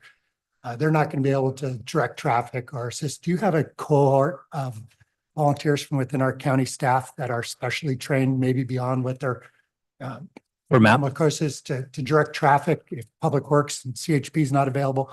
Fire's got their own stuff to deal with. GIS has been amazing in their support, and I think that would be who we would go to and say, hey, let's print these off, and then we'll have somebody. We can pretty much designate anybody, but somebody that's knowledgeable of the county that says, here's the map, and we'd have those briefings as resources came into the area. We definitely don't want to just send them out, learning the road at night, right? I guess my question is, do you want to train, do you have employees that are Maybe you're in Health and Human Services and you're an enrollment person. Well, that's a very important job. But can they be also trained in traffic direction or helping your staff? Oh, absolutely. with bodies. Do you need more bodies? Yeah, soon to be retired supervisors would, I'm gonna keep your number. I'll cover. No, my- we, Well, 2 ways in and out. So- that is the beautiful part of the disaster service worker program, which a lot of employees aren't really even aware of at some points. But, I talked early on in my position here of educating and holding those classes and certifying everybody to the basic level. We can very quickly and rapidly take somebody that has no knowledge of anything and give them a function in the operation that is simple, right? Direct traffic, stop them on this direction and send them that direction. And that's we can do that pretty quickly. We used to have volunteers under CERT. Is Yeah. that still going, and is that a possibility of expanding our abilities? So CERT falls under the special district fire protection districts. I do know that there are a few. Copperopolis, I know, has one that's active. It doesn't fall under my purview. So I'm always willing to meet with them and provide training and everything, but I don't have that direct relationship with ensuring that they're kind of staying maintained, at least at this juncture. In the future, we'll see if there's another avenue, but as it is now and as it will remain for now, they fall under the fire protection districts. Yeah, I know that with the sheriff's department, their volunteers are excellent. Yeah. Do great work. Perhaps we could assist our fire departments in their CERT programs. Yeah, and that, And actually bring that note up with the JPA and, let's find out what it is and be proactive on that. yeah, I scheduled at some point, without looking at my calendar, to meet with like Copperopolis' lead cert, and I know they all talk together and train together. But I do know that the sheriff's volunteer program is hugely successful, and we would utilize them in a heartbeat to go out to a main, thoroughfare between, Harbor Road and Mountain Ranch Road or something, where the dirt roads can get pretty confusing if you're not from here. I can attest to being gone for 20 years and coming back. Navigating those is a little challenging. So having somebody that's trained in ICS and NIMS that can safely be in that location and guide, we would do that very quickly. Am I a Duster or Hopper? That. I got a separate app on my phone I use when I'm rock crawling way out in the wilderness and everything, because Onyx or something. we don't no Gaia. Okay. GPS. But it's with that one essentially, because the GPS works, it doesn't matter where you're at, because Yeah. it's coming from the satellites the whole time. So you could have no service, but you download the map prior to going out, and then you actually Yeah. have the map on your phone, and the GPS works the entire time. So you do have maps that are accessible using the phone, as long as you get everyone to download that before they enter the fire area. Yeah, I don't want to endorse any specific company, but there are a multitude. I'm saying the one I use. I'm not Yeah. saying that's the company I'm endorsing. Yeah, I'm just saying for me. It's there. Yeah, and I definitely recommend if you live in an area that's loses cell quickly, loses power quickly, if power goes down, internet goes down, to take your advice there. Download that map. And we can actually, that's a good bridge. We got neighboring agencies coming in. We can actually have our shape files loaded into their viewer on their tablets or phones. Yeah. And so we can utilize that. So thank you for that. Okay, but this is an action item, so we'll call for public comment. Is there any public comment in the room? Is there any public comment online? We have no online public comment. I'll bring it back for further discussion or a motion by the board. So moved. Second. Moved by Supervisor Stopper, second by Supervisor Hubbard. All in favor? Aye. Carries 5-0. Thank you. My pleasure. Peter, you're up. Thank you. Appreciate it. Good plan. Good plan.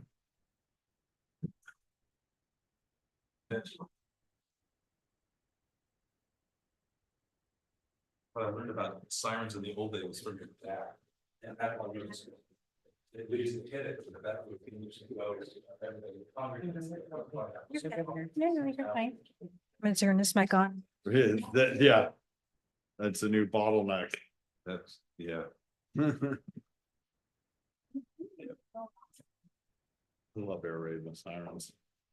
I'll buy it for the whole county. Air raids at least get their attention. Yeah. Yes. Oh, yeah. It's numbers on the tail. Which fire it's been on.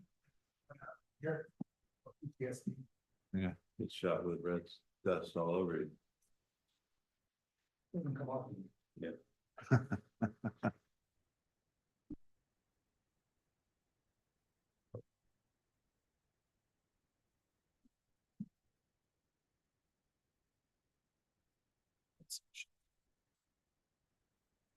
Where's Lincoln?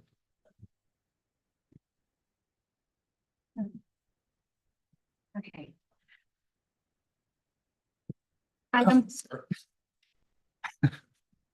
Kathy, welcome. We'll be reading number 30. 30. Item 30, action item, economic and community development, receive a presentation on the permanent local housing allocation and provide direction to staff on the potential reallocation of PLHA funds to workforce housing projects. Thank you, Kathy. Good morning, Chair Garamendi, Honorable Board, Kathy Galino, Economic and Community Development. And I'm here today to talk about a very exciting opportunity for developing workforce housing in our county.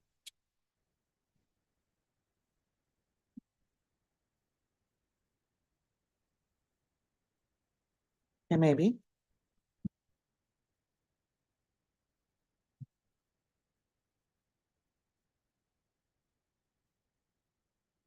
There we go. So quick overview. I know I'm the only thing holding you back from lunch. I'm going to give a quick overview on the PLHA program as it is today. Also options for looking forward for workforce housing. And then I'm going to be asking for direction and discussion from the board. So the background on PLHA, it's part of the Building Homes and Local Job Act that was established in 2017. There's a $75 recording fee on real estate transactions, and that funding comes back to the county of origin. So it's a significant funding source going forward and that we're utilizing now.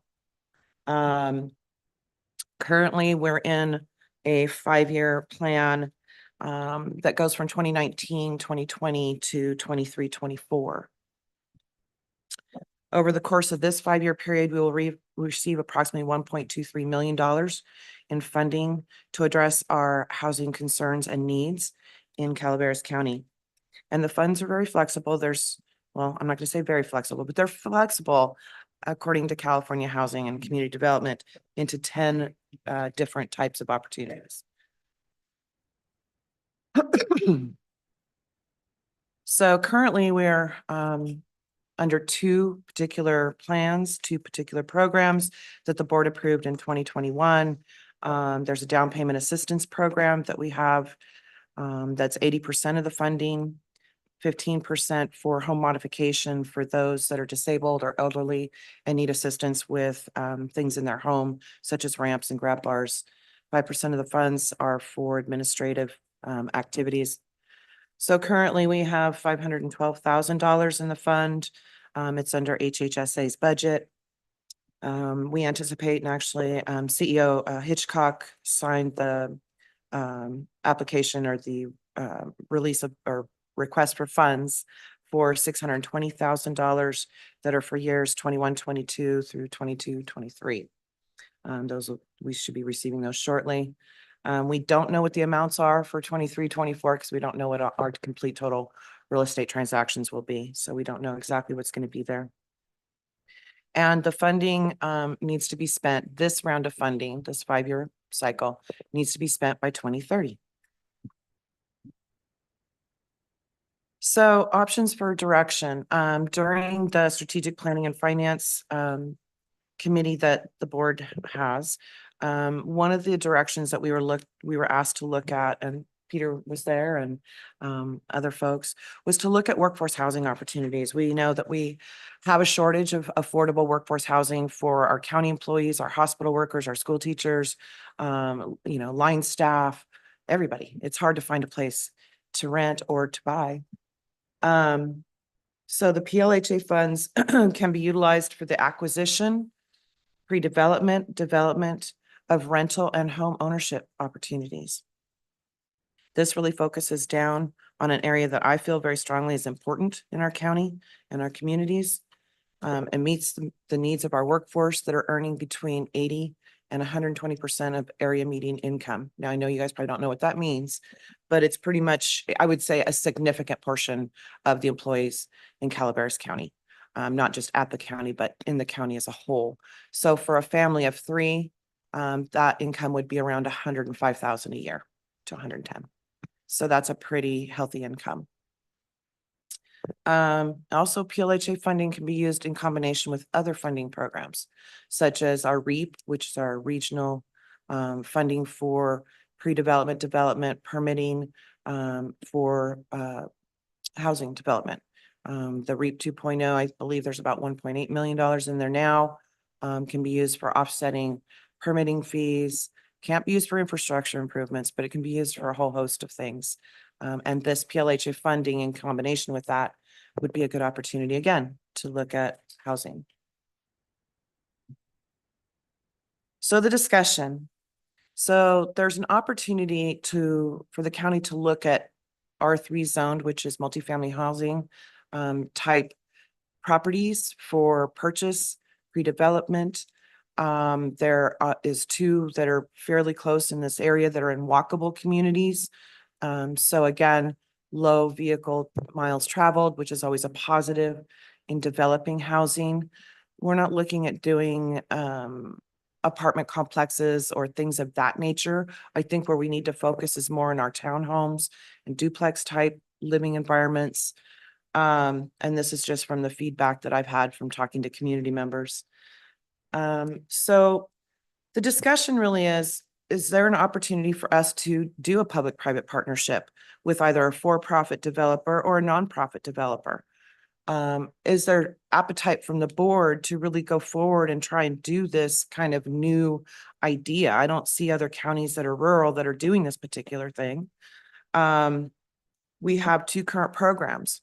So do we want to include the third workforce opportunity where we can go look for property that might be available?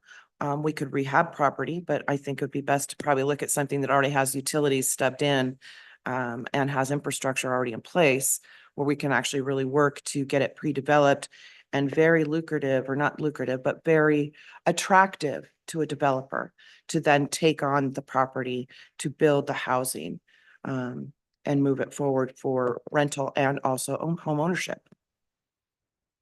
So also before you is, do we want to reallocate the funding that we have now? The 512,000 plus the 620,000 and what might be coming in 23-24 funding? Or do we want to maintain the two programs with the down payment assistance or the home modification? What I will say about the home modification is there are programs existing now through Area 12 on Aging, as well as Habitat for Humanity, that have programs available to Calaveras County residents for grab bars and those types of things to make their homes safe so that they can stay in their homes. Health and Human Services Agency, Lee Kimball, who's our housing manager, has gotten ready to launch the down payment assistance program, but decided to wait when we started having these conversations. There's been support of moving this project forward, but the decision is ultimately up to the board, how they want to move forward with this potential item. And if so, then we would come back with an amended plan to include the workforce housing piece. So now I leave it up to you, and I'm here to answer any questions. Where's Lee Kimball? She's on vacation. I haven't seen her for one of these meetings in quite some time. She'll be back tomorrow. Oh. Okay. We can't use it for infrastructure. I mean, our hands are tied. Where is this Lee Kimball kind of dances back and forth between planning and, because this is her wheelhouse that you're presenting, correct? It is, with the exception that this would be development. So Lee's Development? like developing housing. Okay. Lee's wheelhouse has been more on the services side, providing assistance to those that need assistance, whether it's down payment assistance, grab bars, wraparound services, different types of services. I'm more about actually looking at things getting constructed and built. That's where I'm getting to. Well, second of all, this is generally, it dances between planning and health and human services, but we don't have health and human services here either, right? They're supportive and they were.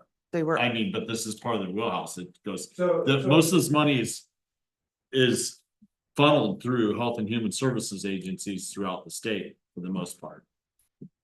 I'm not sure about that, but so back up a moment, answer your question as far as the Health and Human Services Agency participation in this. For several years now, her position was partially funded by planning, partially funded by Health and Human Services. This past budget, we have separated that. Lee's area of expertise with housing is really the Health and Human Services Agency. So she is now 100% Health and Human Services. Planning has taken over the development component of housing, which is what Kathy is sort of now in charge of, working with me to look at where can we build housing? Where can we get housing built to support our workforce in the county? And there's a number of sites we've been sort of looking at, but what we're asking for today is, do we continue with the program that we have in place right now, which has been approved by your board and by the state, that we're going to use these PLHA funds for the programs that Lee and HHSA has set up, or we want to funnel some of that money or even all of that money into identifying pre-development and then working potentially with a developer to construct housing.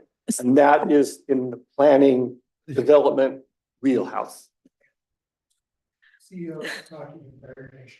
So Peter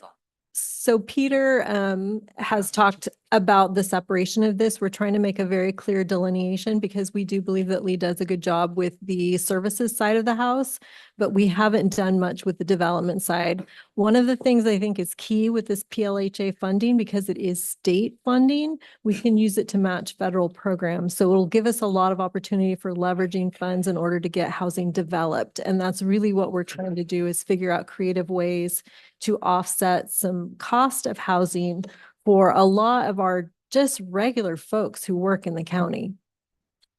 So to get to the point, I mean, I hear you. But our roadblock is very simple. And I'm beating the same old drum that I've said many times. And it's the same roadblock we hit in just about every area. You can't use this money on infrastructure. That's our cost. That's our prohibitive measure. I mean, sure, you use it to go after things with federal money. I'm all supportive of that. Would that hinder us on doing a match for federal money coming in for infrastructure? And the hard thing is, we don't do the infrastructure.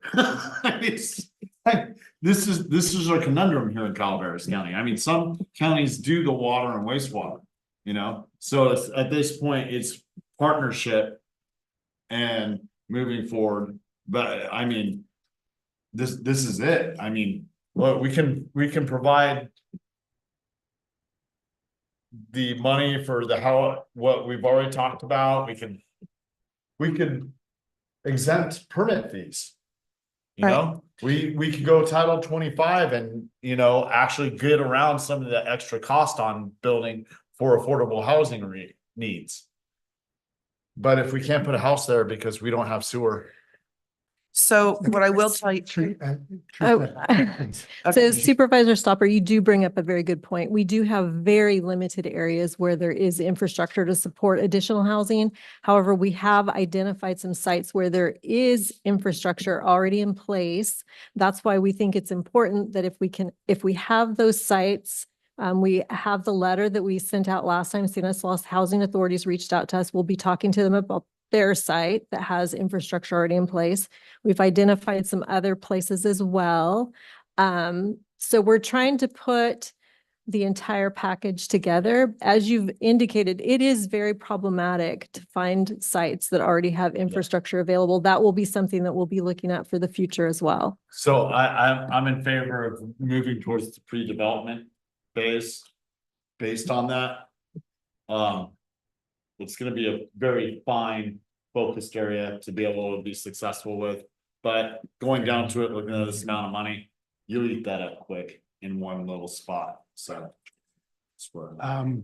Supervisor Hubbard, Supervisor Hubbard? Thank you. So you could use these funds for repurposing a building, is that correct? It could be used for repurposing an existing residential facility. Thank you. Supervisor Toffenali?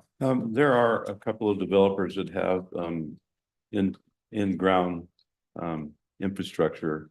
And there's one in my area, my district right now, that there's a possibility there could be some partnership there for what we're looking for. There are some other sites that are brought up, but this one, I think in particular, there's a number of houses that are going in there. They haven't started on it yet, but the infrastructure is there. I have a meeting on November 4th with Public Works with this developer regarding this project that maybe we can talk to him about somewhat and some type of partnership to move forward with this money.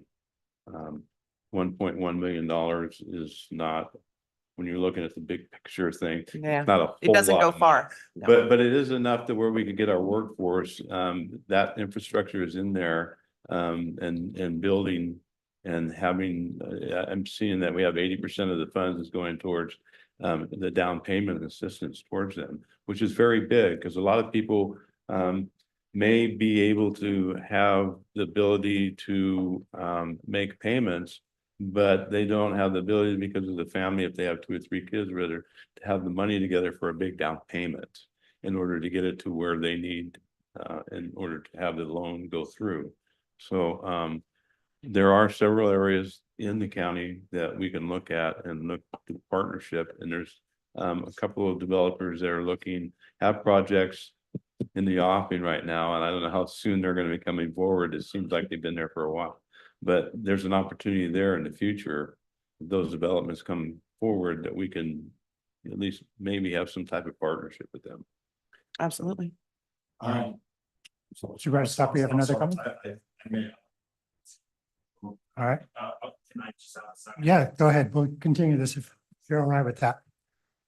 Okay, so let's use this opportunity for public comment. Is there any public comment in the room?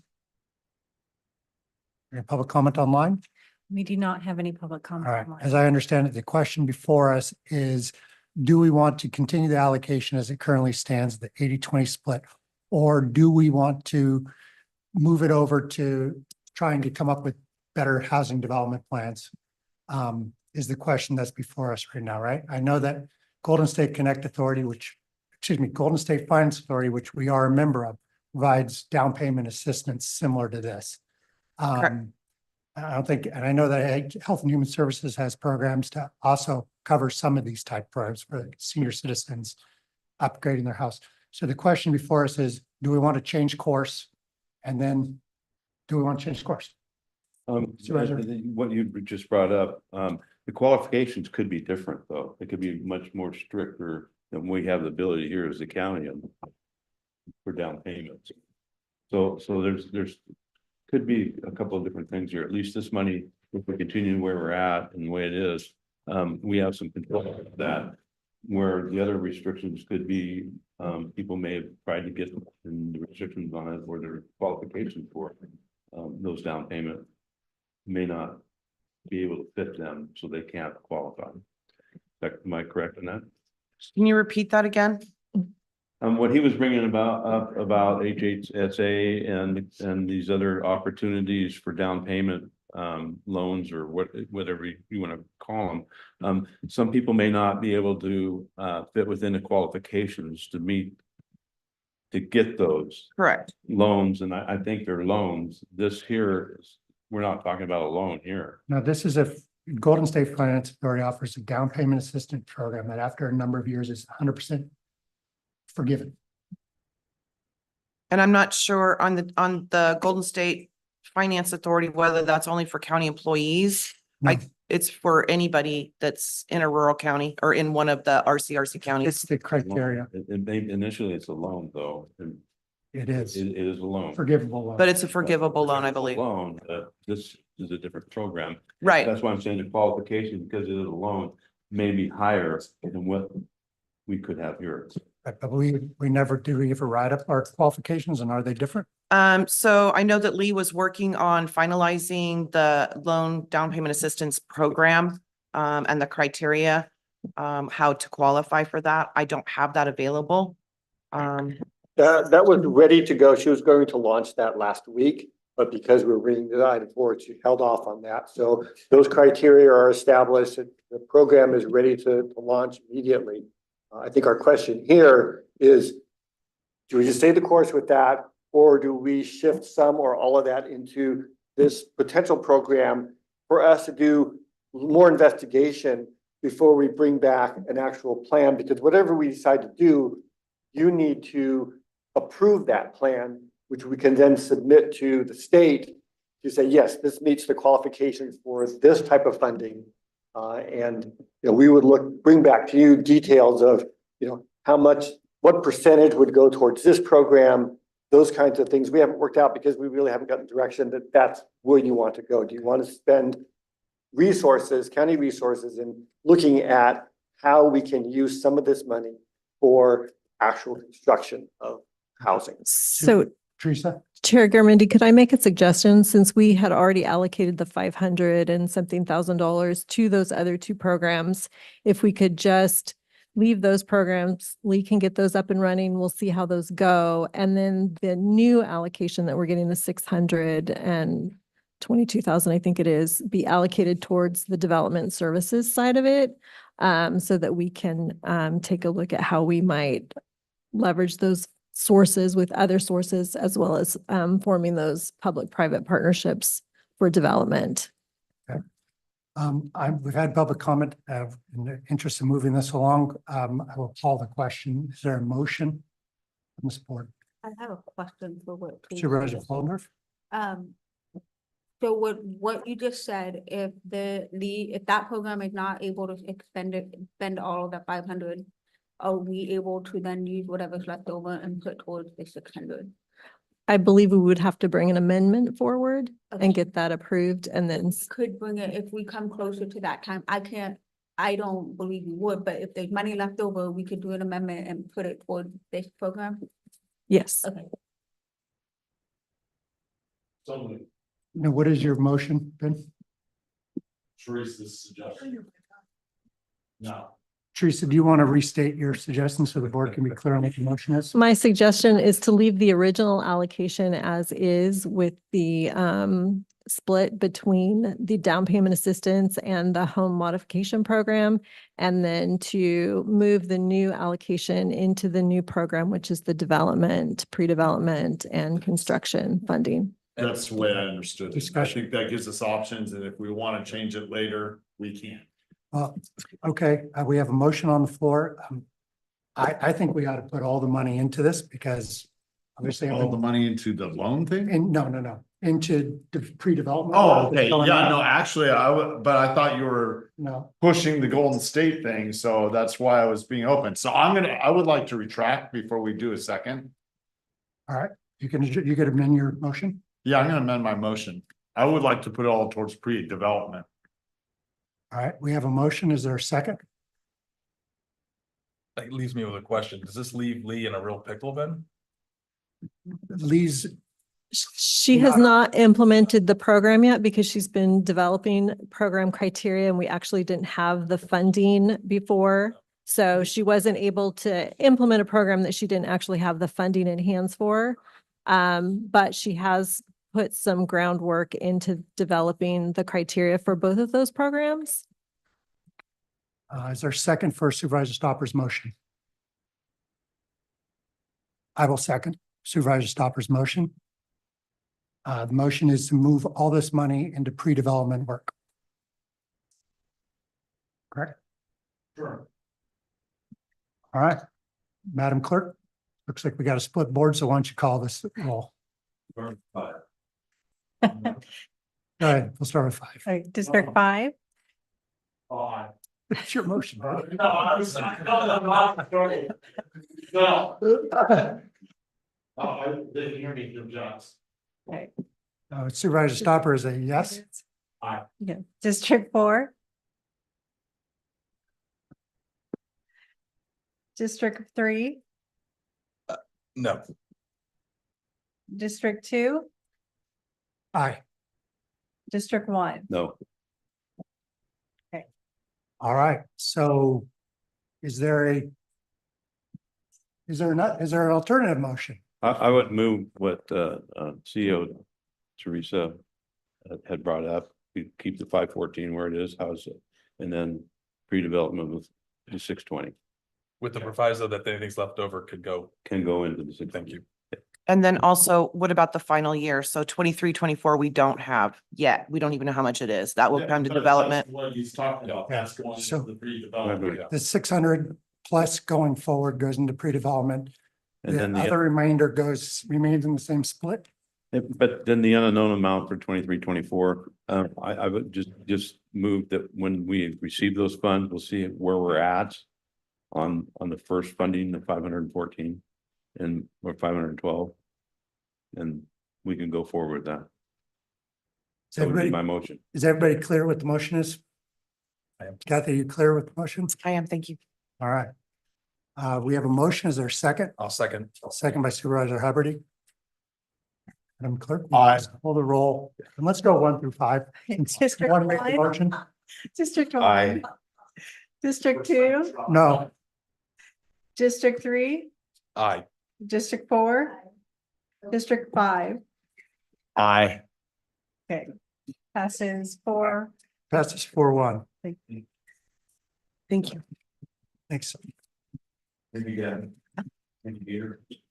All right, we'll move on to item 31. Item 31, action item, Clerk of the Board of Supervisors, select one member of the Board of Supervisors to act as the 24-25 CSAC representative and one member to act as the alternate for the CSAC Association beginning November 18th, 2024.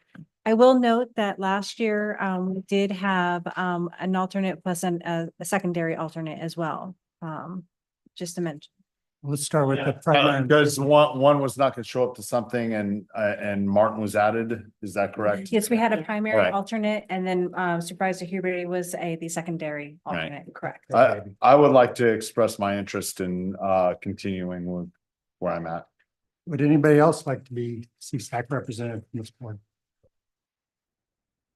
Okay, is anybody interested in being the alternate? What's this going? I mean, it's for the whole year. We're going to conference, but who wants to be the alternate?